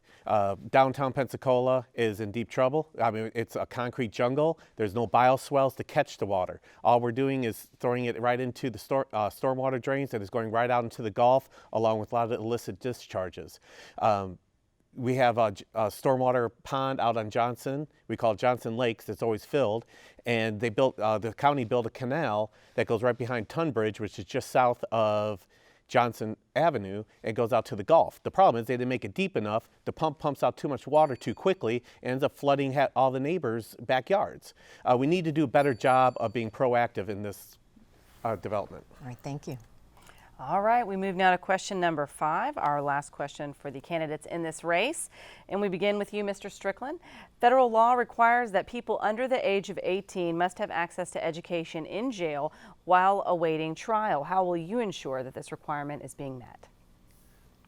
Well, you know, if we're going to be incarcerating our youth and we're required to do it, then we just need to make sure the funding's available. One of the things we need to ensure is that we're funding our sheriff's department. You know, there was a lot of you have followed in recent days of the back and forth of the funding of our current sheriff's budget for this year. We finally reached a decision, and so I think we just need to be more proactive, have a better working relationship with our sheriff's department, make sure they're properly funded, make sure the jails are properly funded. Obviously, you know, right now with our new jail in the works, it's going to be, I think, 2026 before it's complete. You know, giving that jail back to the sheriff's office, I think, would be priority number 1 once it's complete. All right, thank you, Mr. Strickland. Mr. White, the question now goes to you. Would you like for me to repeat it? No, thank you. Thank you, Molly. The federal government and the state government tends to pass regulation, and they put the burden on local government, and it becomes a major burden. Now, we need to kick it back and try and say, look, we're going to need some funding to make this happen, and to make sure that we have the oversight, because education will help prevent any kind of recidivism, and certainly give any of these repeat offenders or people that are heading down the wrong path, give them guidance and show them that actually through education they have an opportunity to better themselves. So we would need some oversight, but I think we need to kick that back to the federal or the state level and say we need funding. All right, thank you, Mr. White. Mr. Bender, the question now goes to you. Would you like for me to repeat it? Please. Excellent. Federal law requires that people under the age of 18 must have access to education in jail while they're awaiting trial. How will you ensure that this requirement is met? I believe we're already doing that. It's again, I was part of the jail. We were doing a medical assessment last week. And I've been in the meetings the last 2.5 years listening, and this has come up. So we're talking about minors that are in our system awaiting trial, and making sure that is available to them, which again is I think it's great. I think it's part of education is what we need to help with some of the prison reform and helping so that they don't repeat, getting an understanding and letting them know what's out there for them in jobs and the different programs that they can enroll in that can help them get on the right path. And so we have a great caring community that a lot of these programs are already out there.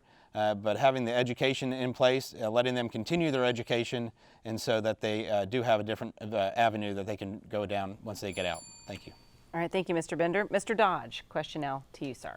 We need to ensure that programs like that are properly funded. We need, if the federal legislation pushes that down on us, we need to go after those dollars. That's where my experience over the last 24 years of working in healthcare can come in handy for the county. I have relationships, I have experiences that I can go, and I know where to go get the funding. I can bring that funding back to Escambia County and put it in place for these programs for the education. But when we have programs that are pushed on us from the state and from the federal level, I will always look to see how those can be funded for the betterment of our community. All right, thank you, Mr. Dodge. Mr. Fetke. Very simple. We already have a program in place. It's called Escambia Virtual Schools. It's already there. Very simple. You bring a bunch of the inmates into a room. You got video. You got individual computers that they have access to. They could do their homework. They could do whatever they want there. The bigger problem we have is, are we actually solving a problem, and are we actually reaching them, or are they going through the motions just to satisfy our need? First, we need better state representatives who are willing to fight for us and stop implementing all these local issues onto us. It's bad enough we're going to be losing $5 million most likely from the homestead exemption that's about to happen with the new amendment. We're not going to have the same kind of funds that we've had in the past, and we need to do a better job, be better stewards of our tax dollars. All right, thank you, Mr. Fetke. Mr. Litton. Well, I don't think we can rely on the federal government, even though it's their regulation that was forced on us. It'd be nice if we could secure some funding from the federal government, but I don't think we can rely on that. Our correctional officers are already underpaid. We know that. It's a problem we have to address, and a program like this costs additional funding. I think the way we solve or handle a lot of these issues is we've got to continue the economic growth in Escambia County. And one of the ways I think we do that is by cutting red tape and doing a better job in our permitting and inspection process. We are losing development. We're losing projects to surrounding counties because everybody says it takes too long in Escambia County. And I think if we address that, we continue the economic growth, we can afford to do some of the stuff we need to do. All right, thank you, Mr. Litton. And thank you, candidates. We will continue now with our closing statements. You each will get 45 seconds. So staying with our lineup, we begin with you, Mr. White. You have 45 seconds. Well, I want to thank you for having me here tonight. I've enjoyed this opportunity. Actually, I've enjoyed this whole process. I will say for 6 months, I've actually been hearing Mr. Bender talk about this election is about education, or I'm sorry, about experience, leadership, and vision. However, I will say actually, I have the experience of working with the city government and the county government. I have over 31 years sales experience that knows how to work for a win-win situation. The vision I have is working with a master plan and also creating a position for economic development advocate that is going to help for exactly what Mr. Linton was just talking about, to cut through some of the bureaucratic red tape. And that's part of the vision. And lastly, the leadership is working with everybody to make it happen. I would love to have your vote on August 28th. All right, thank you, Mr. White. Mr. Bender, 45 seconds. Yes, thank you. Hi, I'm Robert Bender. I'm running for Escambia County Commissioner, District 4. I do have the experience working with the county for the last 2 years as their broker of insurance, working on the issues ranging from the ECAT to the jail to fire rescue. Last year, we saved the county $1.5 million alone on the workers' comp program. So that's a savings. But in the last 2.5 years, I've realized that we do need leadership, someone willing to work with our other county commissioners and our sheriff, other elected and appointed officials, along with some common sense and civility. Finally, the vision. We talk about the need for a master plan in Escambia County, a 5, 10, 15-year plan, and I intend to bring that to the Escambia County. We need vision so that we don't continue to have the same problems like we have at Navy Federal and 9 Mile, and that we're looking at the problems today and planning for the future so that we're not having to have the same conversation 15 years from now. I'd appreciate your vote August 28th, or in the primary early voting going on right now, Robert Bender. Thank you so much. All right, thank you, Mr. Bender. Mr. Dodge. One thing we didn't touch on tonight is economic development. I'm Kendrick Dodge, and over the last 24 years, I've had the honor to work in tourism and in healthcare. The last 13 years as vice president and on the senior management team of one of our area's largest organizations at West Florida Hospital. Currently, Escambia County has one of the lowest per capita incomes in the state of Florida. We're the lowest between Baldwin County, Alabama, and Bay County. We need to invest in our small businesses, and we need to be working to attract some of the larger businesses to come to our area to offer our community jobs. Once we have those jobs in place, it expands our tax base. We'll have money to pay for infrastructure, for public safety. Education will go up, crime will go down. It's a proven track record that economic development has. And as your next county commissioner, I will work tirelessly to make sure that we are investing in our local businesses and attracting larger businesses for our community. All right, thank you, Mr. Dodge. Mr. Fettke. I'm Bill Fettke. I'm the only business owner up here on the desk right now. I own two businesses. One of them is a pediatric clinic, one office on Airport Boulevard, the other one on Michigan Avenue. I also own a medical billing and practice management company. I am the liaison between the doctor's office and the insurance companies. As a business owner, I understand how to budget. We've been open on our pediatric for 9 straight years, and every single year we've been able to grow our business just a little bit. It's a proven track record. My team has already successfully obtained funds for Carpenter's Creek and for Project Universal Access. 2 major projects with the restore money. We could do more with the Triumph funds with the right person in office, but we need to know someone who has experience, someone who's already gone through the process that could handle this seat. I'm not here to get along with the other county commissioners. I'm here to be your voice. Vote for me, Bill Fettke. Go to my website, billfettke.com. Thank you. All right, thank you, Mr. Fettke. Mr. Linton. I was blessed to play 12 years of professional baseball. Even got to play in a World Series, hit a home run. After my baseball career was over, I was blessed again to go to work with and partner with some great leaders in Pensacola, Bob Meadows, Quint Studer, a couple of them. What I've learned is whether it's the sports world, building a championship team, or building a successful business takes a few things. First, it takes hard work. Second, it takes a commitment to teamwork. We will always accomplish more together than we will fighting as individuals. And then thirdly, it takes strong leadership. I think we can apply those same principles to local government, and I think that's what we need. That's why I'm running for County Commissioner in District 4, and I'd appreciate your vote so that together we can help build a championship team. All right, thank you, Mr. Litton. And Mr. Strickland. Well, tonight, you're the hiring manager. You have 6 candidates in front of you, so why should you choose me? I have 16 years of performance-based management. I have a track record of success managing and leading companies, building strong teams and accomplishing goals. I'm the only veteran in the race. I was a Navy air traffic controller, and I've been fortunate enough to provide air traffic control services for some of the most advanced aircraft in the world. We have a lot of challenges facing us in Escambia County, and we need someone who has proven leadership skills, and that's me. We need someone with vision, we need someone who's proactive, and we need someone with a can-do attitude, and that's me as well. I've taken no special interest money, so I won't owe anybody but you, the voter, when you cast your ballot. So, I believe Escambia County has got the best days before us, and we just need to work together to accomplish that. You can learn more about me at Strickland4, district4.com, and I'd appreciate your vote. Thank you. All right, thank you, Mr. Strickland, and thank you so much, candidates, for joining us tonight. We are headed into the final race of the evening here on Rally. When we come back from a short break, we'll meet the candidates for Pensacola Mayor. Stay with us.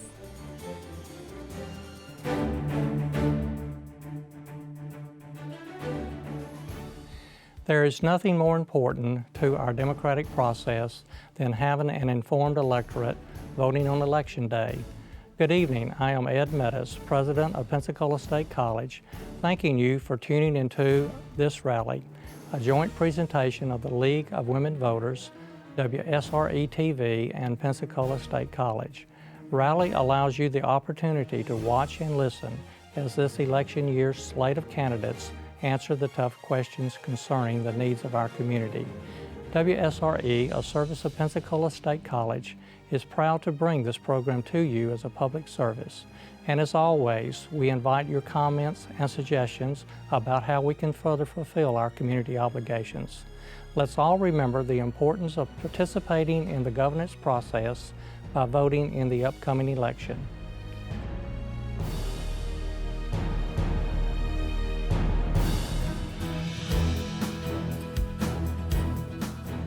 Thanks for watching this year's rally event on WSRE TV. I am Elizabeth King. Ray Hudkins and I serve as co-presidents of the League of Women Voters of the Pensacola Bay Area. For nearly 30 years, the leagues here and in Okaloosa County have provided questions for events like tonight's forum as a service to our local communities. Our democracy is based on active participation by informed citizens, and voting is an important way to participate. The League of Women Voters is a nonpartisan political organization, which means we don't support or oppose parties or candidates. We work to increase understanding of major public policy issues and encourage informed and active participation in government. This rally is one of the ways for us to make accurate and nonpartisan information available to voters. You can also contact us for explanations of amendments and other ballot issues. We invite women and men to attend our public events or to join us as members of the League. For more information, visit lwvpba.org or lwvokaloosa.org. And please remember to be an informed voter this year.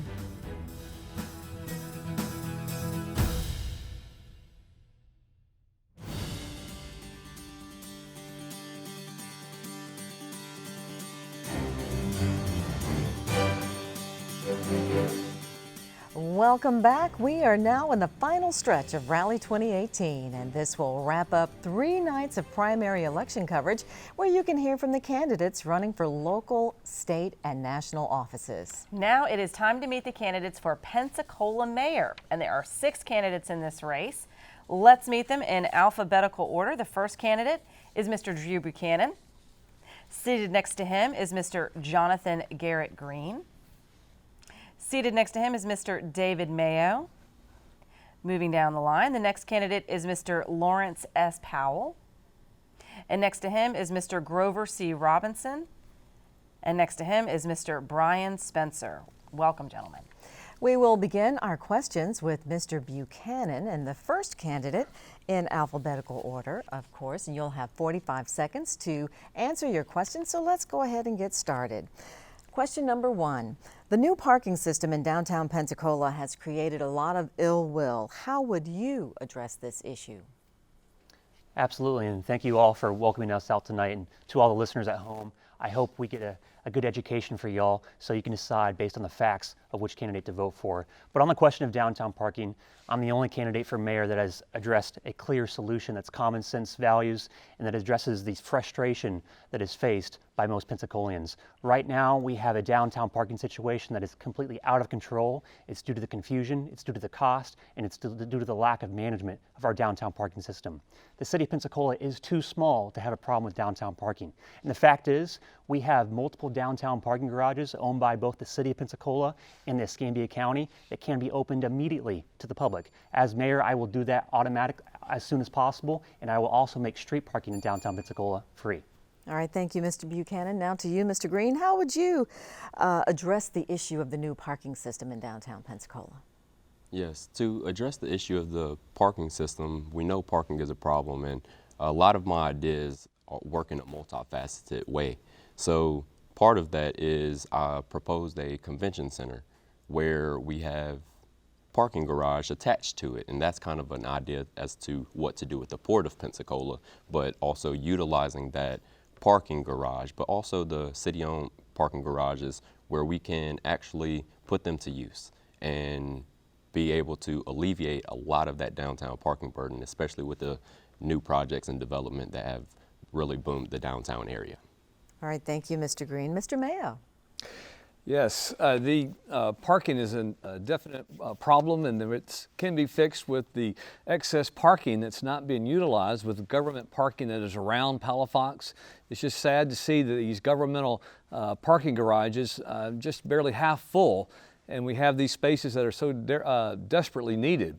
And so we would partner with the county and other governmental agencies to free up those spaces that could be made available, and certainly make the pay for these parking spaces much more simpler than it is now. And no reason why we can't reenact the trolley and get that moving around downtown to free up more parking in that regard as well. And certainly create more free parking in the downtown corridor in addition to making more spaces available.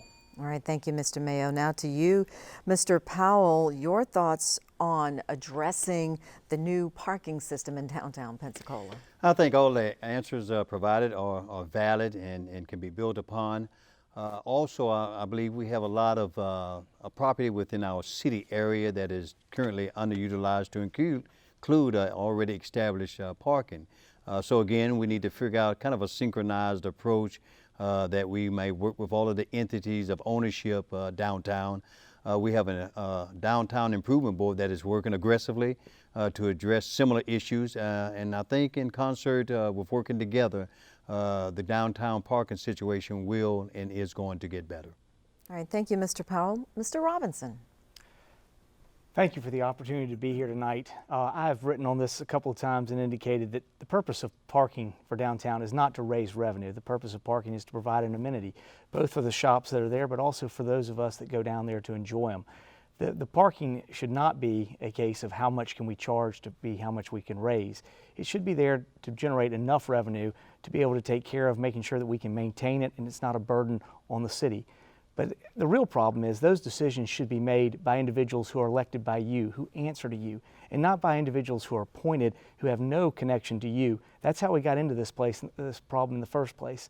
We need to be better at making decisions by those that are actually elected. If it's a good decision, we'll find out a way to get a majority. All right, thank you, Mr. Robinson. And finally to you, Mr. Spencer, how would you address the issue related to the new parking system downtown? First of all, I think it's a good problem to have. The fact that we have a discussion about parking means we are a thriving downtown. Paid for parking is a common management technique and strategy throughout the United States and even globally.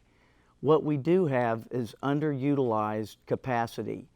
We have city garages that have almost invisible access, for instance, off of Main Street, that's available for weekends and evenings. We need to open up entrances, create high visibility locations, marquee signage that provides for all of our visitors Go ahead, finish. the opportunity to use these capacities. All right, thank you, Mr. Spencer. Excellent. And we move on to our second question. And before we do, just a reminder, when you hear the first buzzer, you have 5 seconds left, so please feel free to finish your thought. If you hear a lot of buzzing, it means you got to wrap it up. But our next question goes to Mr. Green. How do you envision the future use of the Port of Pensacola? Okay, so that goes into kind of what I was saying in the previous question. So the future use for the Port of Pensacola I view as a multifaceted, multi-purpose use. So from anything of having traditional uses of having ships still coming into the port to be utilized for its traditional purposes, also the possibility of that convention center with the parking garage. But also we have a company in COA who is willing to make a lot of investments within that with no funding needed from the city, and that is a really good option for us to, with due diligence, making sure that we could bring the best resources to that area. All right, thank you, Mr. Green. Mr. Mayo, the question now goes to you. How do you envision the future use of the Port of Pensacola?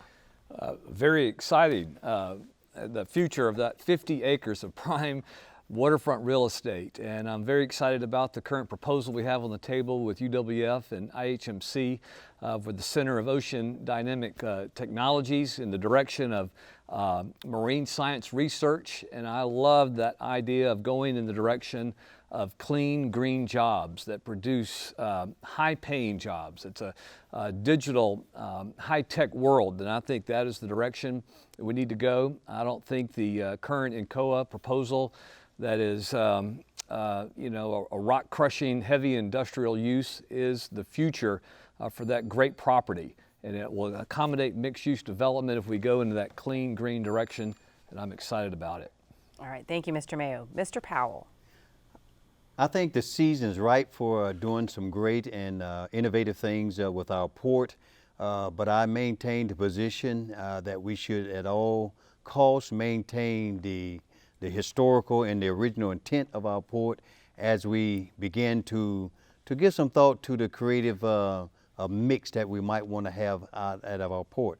As Mayo mentioned, we have IHMC and UWF and the military within our region that are doing some aggressive things and some smart things by way of job creation and utilization of the port. And I think we need to figure out, along with the citizens and our investors, how do we utilize the rest of the port that stretches from there to the Wahoo Stadium and also our Bruce Beach area, and begin to do something for our community. All right, thank you, Mr. Powell. Mr. Robinson. Thank you. From the very beginning, we've been saying that what we should be doing is finding what is our niche. The riches are in the niches, as one of our speakers at Civicon said. So how do we begin to find that? There's an opportunity for us to do job creation with the blue economy and dealing with marine research. That's already there with IHMC. I'm very proud that the county has supported that. But also, there are opportunities for us to do other things that work there that are compatible with our downtown, that allow our downtown to continue to be the residential and commercial center that it is without interrupting that. We can continue to do that and operate the port and generate revenue, but also create knowledge-based jobs for our citizens.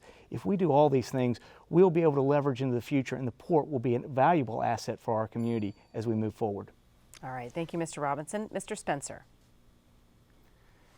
Yes, the 52 acres currently described as the Port of Pensacola offers tremendous challenges as well as opportunities.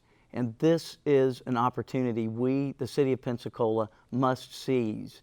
We currently have a proposal, thanks to IHMC and their robotics department, as well as UWF, an opportunity to begin a transformation that has been long awaited in the job creation of high-tech jobs, high-paying jobs that can cluster and in fact attract similar technology jobs from private sector that will much better optimize our waterfront. All right, thank you, Mr. Spencer. Mr. Buchanan. Yes, so thankfully our port still exists. This year in 2018, we celebrate the 275th anniversary of Port of Pensacola. It was established in 1743. 2 centuries ago, my family came to the shore of Pensacola Bay, and they established their family, they established their home, their businesses, and downtown Pensacola would not exist if it was not without our port. So it is essential that just because we may be done with a single industry, whether it's oil and gas exploration, whether it's trade, that we do not lose our Port of Pensacola. It is essential that we keep jobs downtown. It is essential that we keep blue-collar jobs downtown, because eventually downtown could just become a place of the rich. And once we have that, we lose our city, we lose our character, and we lose the authenticity of what makes Pensacola great. So it is important we make Pensacola a business-friendly place and we get government out of the way. All right, thank you, Mr. Buchanan. We are taking a short break on Rally 2018. We'll resume the question and answer sessions for these candidates in the Pensacola mayor's race when we come back. Stay with us.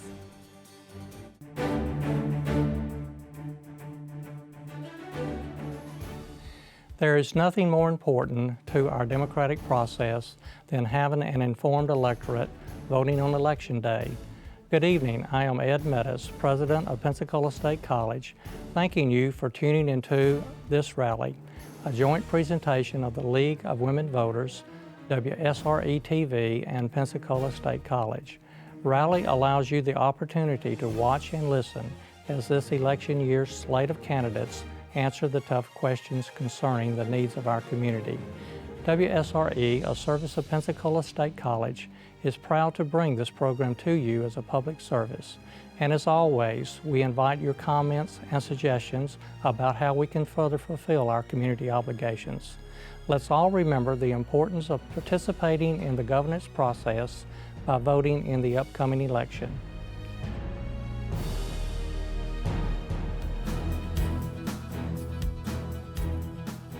There are 3 ways to cast a ballot in Escambia County: by mail, early voting, or at your precinct on Election Day. To vote by mail, contact the Escambia County Supervisor of Elections office. You can write, phone, fax, email, log on to their website, or ask in person at the supervisor's office on Palafox Place in downtown Pensacola. Ballots must reach the Supervisor of Elections office by 7 p.m. on Election Day. Early voting takes place from Saturday, August 18th through Saturday, August 25th at the 8 locations listed on the screen. Early voting times are 8 a.m. to 5 p.m. at the Supervisor of Elections office and from 9 a.m. until 6 p.m. at all other locations. On the day of the primary election, Tuesday, August 28th, voting takes place at your polling location from 7 a.m. until 7 p.m. You must vote in the precinct in which you live and are registered. To verify your precinct, log on to escambiavotes.com. Be sure to bring photo and signature ID with you.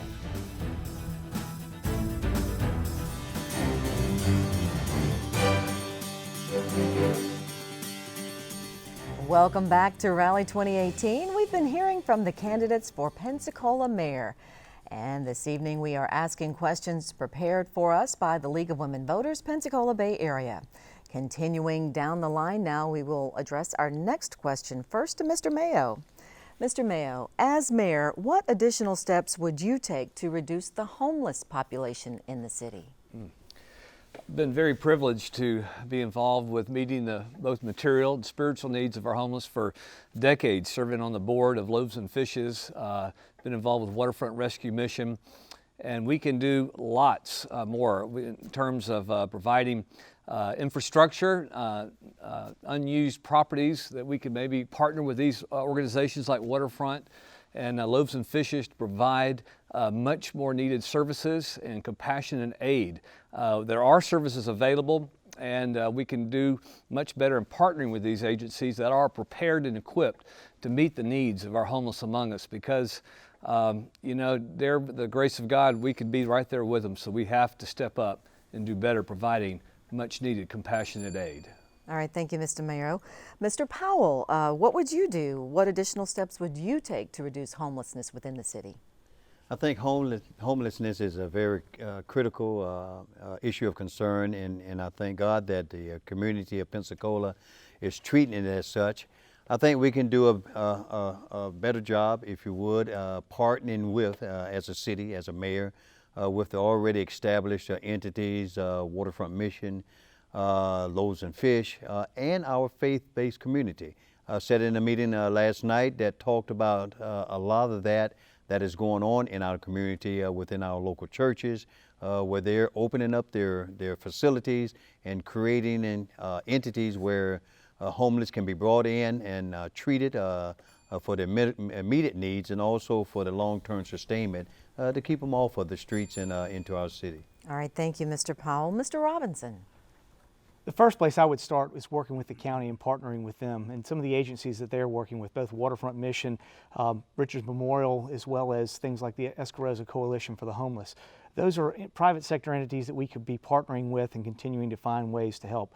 But another real way that we can do it is begin to educate with our community and our citizens, and begin to express that the need is not to invest in just giving money to those individuals, but to give money to these other partners that we can be doing things with.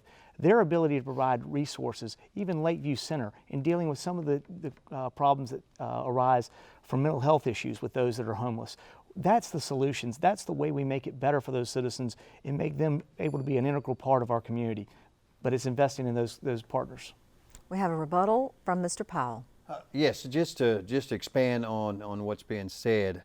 I think oftentimes we really have to figure out how does the homeless individual get to that state in his life.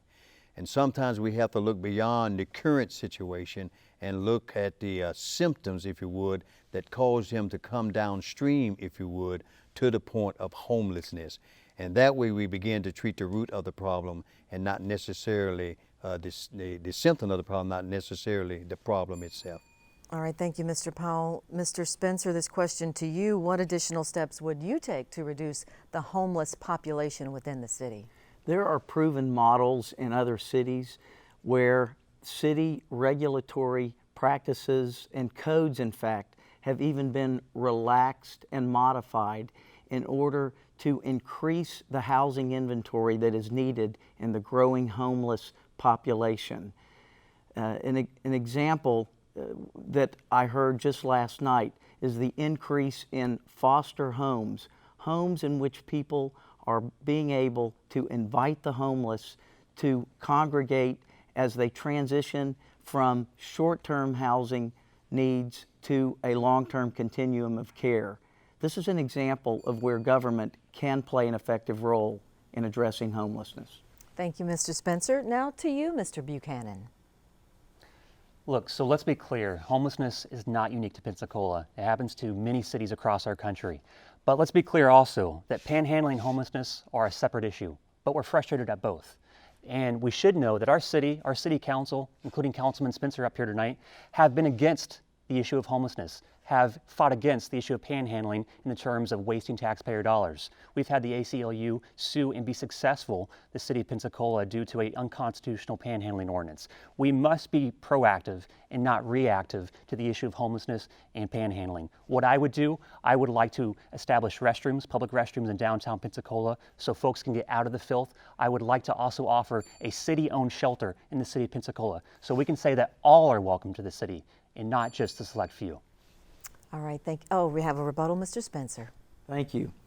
Certainly, I want to make it clear that there is a distortion of the truth to describe me as being against homelessness or the homeless. The legislation that the City Council considered regarding panhandling was brought before the Council in order to represent some of the many complaints and concerns from families, visitors, and property owners in the downtown area, and we want to compassionately manage panhandling. All right, thank you, Mr. Spencer. And finally, this question to you, Mr. Green. We're talking about the homeless population and what steps you would take to reduce it within the city. So from my entering into the race, this has been a part of my platform. Being able to address poverty and homelessness. So I developed a plan, the Pensacola Anti-Poverty Plan, which with the proper implementation of the 2017 Tax Cuts and Jobs Act will provide enough incentives where we can actually eradicate poverty within this community. And we have such a fine niche in Pensacola that we can actually achieve this. Part of that goes into the program that I call A Hand for the Homeless, where we take blighted homes or hotels, motels that are abandoned and bring them up to code through public-private partnerships and be able to grow those areas and help homeless persons reintegrate into mainstream society. All right, thank you, Mr. Green. And we are ready to move on to our next question. And it will go first to Mr. Powell.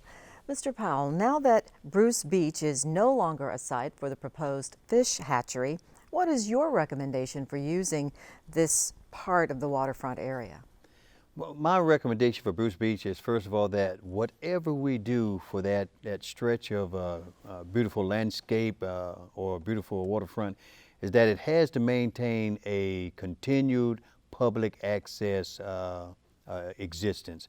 And we have to do all we can to preserve the rich history associated with Bruce Beach. But I don't think we need to look at it as a separate entity on our front. We have the Wahoo Stadium to the east of it, and we have, of course, Joe Patty's to the west of it. I think the creative minds that are looking at Bruce Beach and its utility have to continue to figure out those kinds of things that's going to be beneficial to the public at large and tie into the existing vision of our entire 52 acres of waterfront. All right, thank you, Mr. Powell. Mr. Robinson, what is your recommendation for the use of Bruce Beach?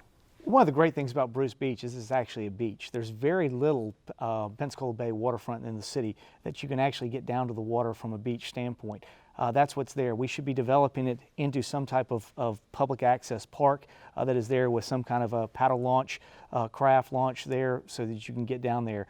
But one of the big things that we definitely need to make sure we do, and worked with Tony McRae, is making sure that we recognize the African American history of Bruce Beach in some kind of way. Regardless of whatever happens, the city ought to be making that a priority and taking that to Tallahassee through the Secretary of State and finding a way to fund that and be able to recognize the historical nature of Bruce Beach, and again, be able to show that to all of our citizens. We talked about culture today, and again, if you don't have your culture, you're just any other place, so we need to protect it. Thank you, Mr. Robinson. Mr. Spencer. I'm thrilled that we are able to discuss Bruce Beach in a public forum, and when I say that the entire community is involved in this discussion. I was opposed to the hatchery because of the diminished use of public access, the reduced funding that didn't provide for the public the tangible experience of being on that in that natural habitat. Waterfront redevelopment specialists are telling us not to pave over paradise, but in fact leave some of those special natural attributes This is one of the few areas in Pensacola where we don't have a hardened edge. We can capture the cultural history, we can showcase it, and it will be a public amenity in perpetuity. All right, thank you, Mr. Spencer. And now to you, Mr. Buchanan. Now that Bruce Beach is no longer a site for the proposed fish hatchery, what is your recommendation for use of this waterfront area? So I think this is a blessing in disguise. A couple years ago, most Pensacolians, if they heard the term Bruce Beach, they would have no idea where it was. It's one of the most treasured and public access points in Pensacola, but the problem is we can't get to it. When I bought my house 4 years ago in downtown Pensacola, I bought it right next to Bruce Beach. And I would go down there at least a couple times a week with my dog, and I'd say this would be the most beautiful point in Pensacola if we could open up to the public. I'm committed to 100% public access, not selling or leasing any of it to a private developer, because this belongs to the neighborhood residents in the tan yard, this belongs to the African American community, and this belongs to all Pensacolians, not just a select few. So we must open it up to the public, and that should be in perpetuity, that it always belongs to the public. Thank you, Mr. Buchanan. Now to you, Mr. Green. I am for the public access of Bruce Beach and being able to have that be a viable beach access within downtown Pensacola. However, what I feel is more so appalling is the fact that there are environmental concerns right there in that area.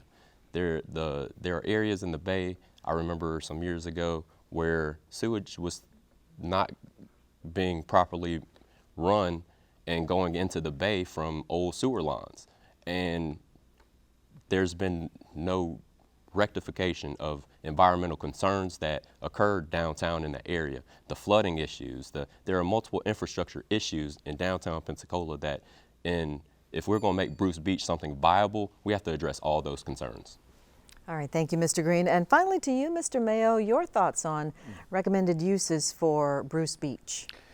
I was so excited about this proposal of this beach and opening it up for a public access park. I wanted my first campaign message to be from there, literally. And so I got in a rowboat and rowed around this jetty and got out onto that beach 2 feet from the water's edge, reached down and grabbed that white sand along that beach, which is the only stretch of sandy beach we have in the city other than over at Sanders Beach, and just cast a vision of seeing families coming down, enjoying, relaxing by the water's edge, renting a kayak or a paddleboard, having a boardwalk that would extend out to the point, having a nature educational component as well. They're on the wetlands portion of that. So it is going to be a phenomenal new asset to the city, and that's for sure. All right, thank you, Mr. Mayo. All right, and we move now to our final question in this race, and we begin with you, Mr. Robinson. What steps would you take to ensure the public's trust in the mayor's office? Well, one of the things that we've said all along is engagement. If you want the issues of transparency, you need to be engaged and be out there and working with citizens. We believe that the mayor's office should be out engaging with each council member, but also should be engaging with the public. We should be taking town hall meetings to all of the different 7 districts so we can make success in all of them. If we are engaged and we are bringing the citizens into government, it'll be there and the transparency will be restored to the government we have. We look to participate with the press and the people in any way we can to make sure that everybody has access to their government, and their government, not only they have to come to downtown, but their government comes out to them and engages them where they live. All right, thank you, Mr. Robinson. Mr. Spencer. I would proudly welcome the public to be interacting on a very frequent basis with me as mayor.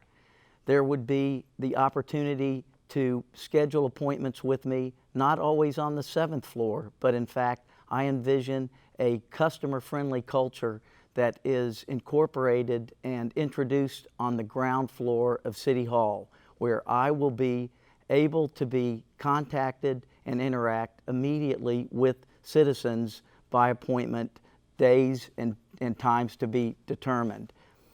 My meetings with council members would be frequent to the point that I believe they would actually ask me to leave them alone. They would then be able to communicate with their constituents. All right, thank you, Mr. Spencer. Mr. Buchanan. So I think the issue of transparency and accessibility is of the #1 priority for the mayor's office and for city government, or any government. But we must look at each other's track records and analyze what's been truthful and what's been told with regards to the citizens and their public trust. We have a councilman up here who has not received any endorsement from any other city council members. And we have a councilman up here who has not held any town halls in years in neighborhoods like the East Side neighborhood in downtown Pensacola. So let's be clear, the issue of transparency and accessibility should be at the paramount opportunity for the office of the mayor. So I pledge to move the office of mayor from the 7th floor down to the ground floor. I pledge to open up my office at all times to the citizens, and I want to make sure that you know that my office will always be open to you and I'll always be accessible. And we have a rebuttal. Go ahead, Mr. Spencer. Certainly. I am proud of my record as a representative of District 6, and I have been available on a very personal level for since the day I was installed, and meet with individuals on their turf and look at their problems, meet with them to inspect and understand and offer my empathy so that I can then translate and interpret their problems for solutions. Thank you. All right, thank you, Mr. Spencer. And Mr. Green, the question now goes to you. What steps would you take to ensure the public's trust in the office of the mayor? In ensuring the public trust of the office of the mayor, I am about full disclosure, transparency, and being able to build those bonds, bridge gaps, investing in the people within our communities. And in being transparent, we have to be transparent. We have a current city councilman who sent to an official city email that he needed a tow from near Pensacola Village, and he didn't know how much longer his car would remain intact. That's being transparent. And you can't represent all people knowing that. And a current city councilman who, although he voted on a resolution to maintain the state flag as opposed to the Confederate flag, he still wanted to bring that Confederate flag back, not knowing that the U.S. Code does allow that. You don't have to have the Confederate flag. All right, thank you, Mr. Green. Mr. Mayo? I think the biggest component to this question is to be a person who is trustworthy. And I'd like to think that through the decades I have shown one to be of character, displaying integrity, that you can certainly trust David Mayo in office.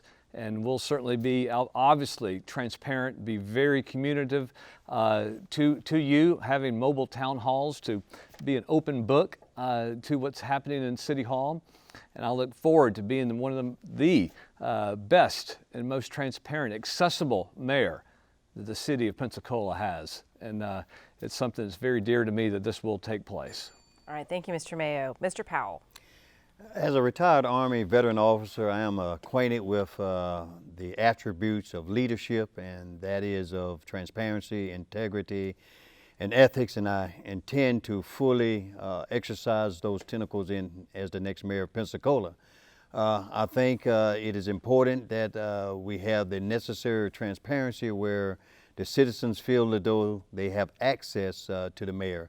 The first top three attributes of the mayor's duty description describes it as being a full-time position, being of good citizenship, and being of cooperative spirit. I think the deliberation of those attributes alone makes way for our citizens to have access and feel comfortable working along with their mayor. All right, thank you, Mr. Powell, and we have a rebuttal. Mr. Robinson?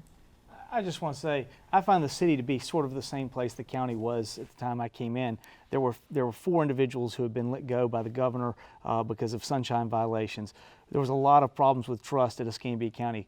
We have changed things now to where Escambia County is a leader. I've served as the president of the Florida Association of Counties, and Escambia County is looked at as a leader. I want to bring that same kind of integrity in working together, but you can't do it just in City Hall. You've got to get out with the people, and you've got to engage with those citizens to make things happen.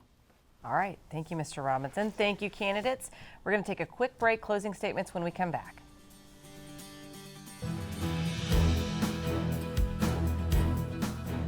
Thanks for watching this year's rally event on WSRE TV. I am Elizabeth King. Ray Hudkins and I serve as co-presidents of the League of Women Voters of the Pensacola Bay Area. For nearly 30 years, the leagues here and in Okaloosa County have provided questions for events like tonight's forum as a service to our local communities. Our democracy is based on active participation by informed citizens, and voting is an important way to participate. The League of Women Voters is a nonpartisan political organization, which means we don't support or oppose parties or candidates. We work to increase understanding of major public policy issues and encourage informed and active participation in government. This rally is one of the ways for us to make accurate and nonpartisan information available to voters. You can also contact us for explanations of amendments and other ballot issues. We invite women and men to attend our public events or to join us as members of the League. For more information, visit lwvpba.org or lwvokaloosa.org. And please remember to be an informed voter this year.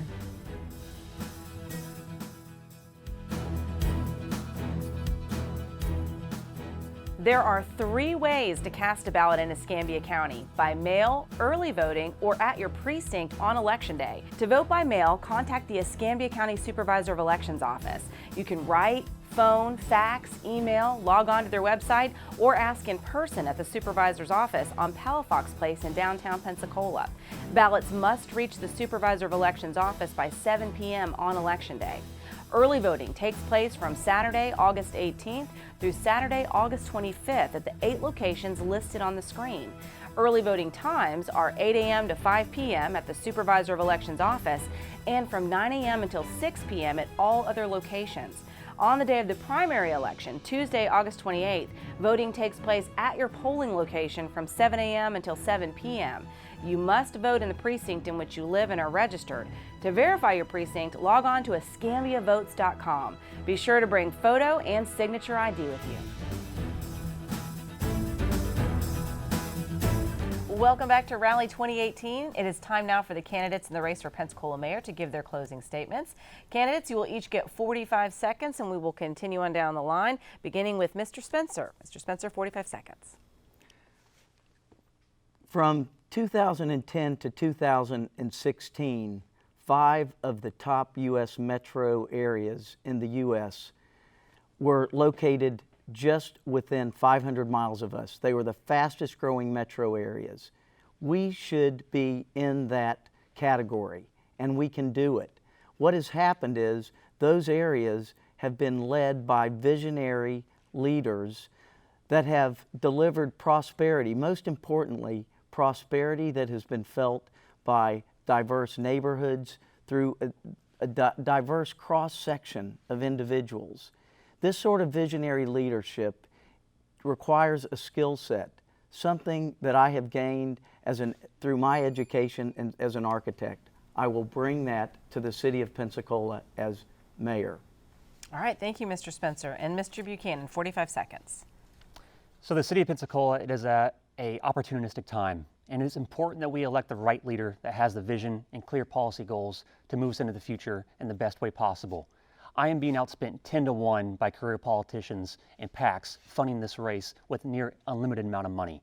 I am positive that I have a clear path to victory. I am the only one that can beat Commissioner Grover Robinson when it comes to the general election.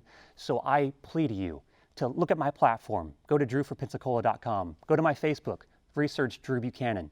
I want you to follow me. I want you to research my opinions. I want you to disagree with me, because I promise you, as your mayor, I will always treat you with respect. I will always have transparency, no matter what. And I will always listen to Pensacolians. It is important that we elect a leader that is not bounded by special interests, but listens to you, the citizens. All right, thank you, Mr. Buchanan. Mr. Green. Pensacola, I'm a 31-year-old black man who was raised here, graduated from Booker T. Washington, and really has become the epitome of a dream that is the American dream. Coming from a 4th generation Pensacolian, we have the capacity to eliminate poverty with the proper implementation of ideas and vision, and it's an actual legitimate plan that we can implement and really achieve. I need your support. Go to jgreen2018.com and do your research on all your candidates, but learn about me. Know who you're voting for, and I ask that for your support. Thank you. All right, thank you, Mr. Green. Mr. Mayo. For our next mayor, we can either cast our vote for long-term incumbent politicians or vote for a forward-thinking leader who's ready, willing, and able to create a better future. I have decades of business experience leading teams of innovative, creative professionals that produce amazing results. I have the wisdom to listen and the courage to get things done. David Mayo does not represent the status quo and politics as usual. You can trust me to deliver bold, fresh vision and strong leadership to see Pensacola achieve greatness like we've never known before. With your vote, I'll be a well-respected mayor that you'll be proud of, and together we will meet our challenges head on, and we will seize the wonderful opportunities ahead. All right, thank you, Mr. Mayo. Mr. Powell. Well, Pensacola, you have trusted me to lead and direct millions of dollars of resources, hundreds of personnel, and major projects as an officer within the United States Army for 20 years. Now I'm asking you to have that same trust for me to serve you at the local level. I'm the only veteran of 20 years at the table. I bring an immense amount of experience, and I truly want to be not your politician as a mayor, but I want to be your leader. We have a lot of great ideas on the table, a lot of great ideas within surveys and research material that has been done as it relates to what's best for our city. Now we need a leader to carry those ideas forward into the future for this great city of ours. Elect Lawrence Powell as your next mayor, and I'll do just that for you. We have a choice and we have a chance. All right, thank you, Mr. Powell. And finally to you, Mr. Robinson. I'd like to thank the league, and I'd also like to thank you for watching. You're watching because you believe Pensacola can be better. I want you to know that I was the first in this race because I think Pensacola could be better. However, it doesn't need a politician. It needs a public servant and a leader, and I've done that. I'm the one that can participate with citizens, collaborate with other elected officials, and advocate for us to be able to do good things here, for us to make improvements in public safety, for us to make improvements in economic opportunity, and for us to make improvements in quality of life. These are all things that can be done. I've had the most success of any person here in public service, and I would like to bring this to the city, but I can't do it without your vote. So please vote Grover Robinson for Pensacola Mayor. Thank you. All right, thank you, Mr. Robinson, and thank you, gentlemen, for joining us tonight on Rally 2018. And that is a wrap for us. We hope during the course of this week's programs, you've gotten to know the candidates a little bit better and their stands on the issues that affect you in the coming days. You'll be able to find all 3 nights of Rally 2018 online at WSRE.org, and we encourage you to share that information with those who were unable to watch the programs live. Our thanks to the League of Women Voters and to Pensacola State College for their participation in Rally 2018. And Rally is a service provided by WSRE TV, PBS for the Gulf Coast. To show your support for public television programs like this one, tune in to WSRE's August Pledge Drive later this evening. Be safe, be sure to vote in the August 28th primary, and have a great night. Good evening.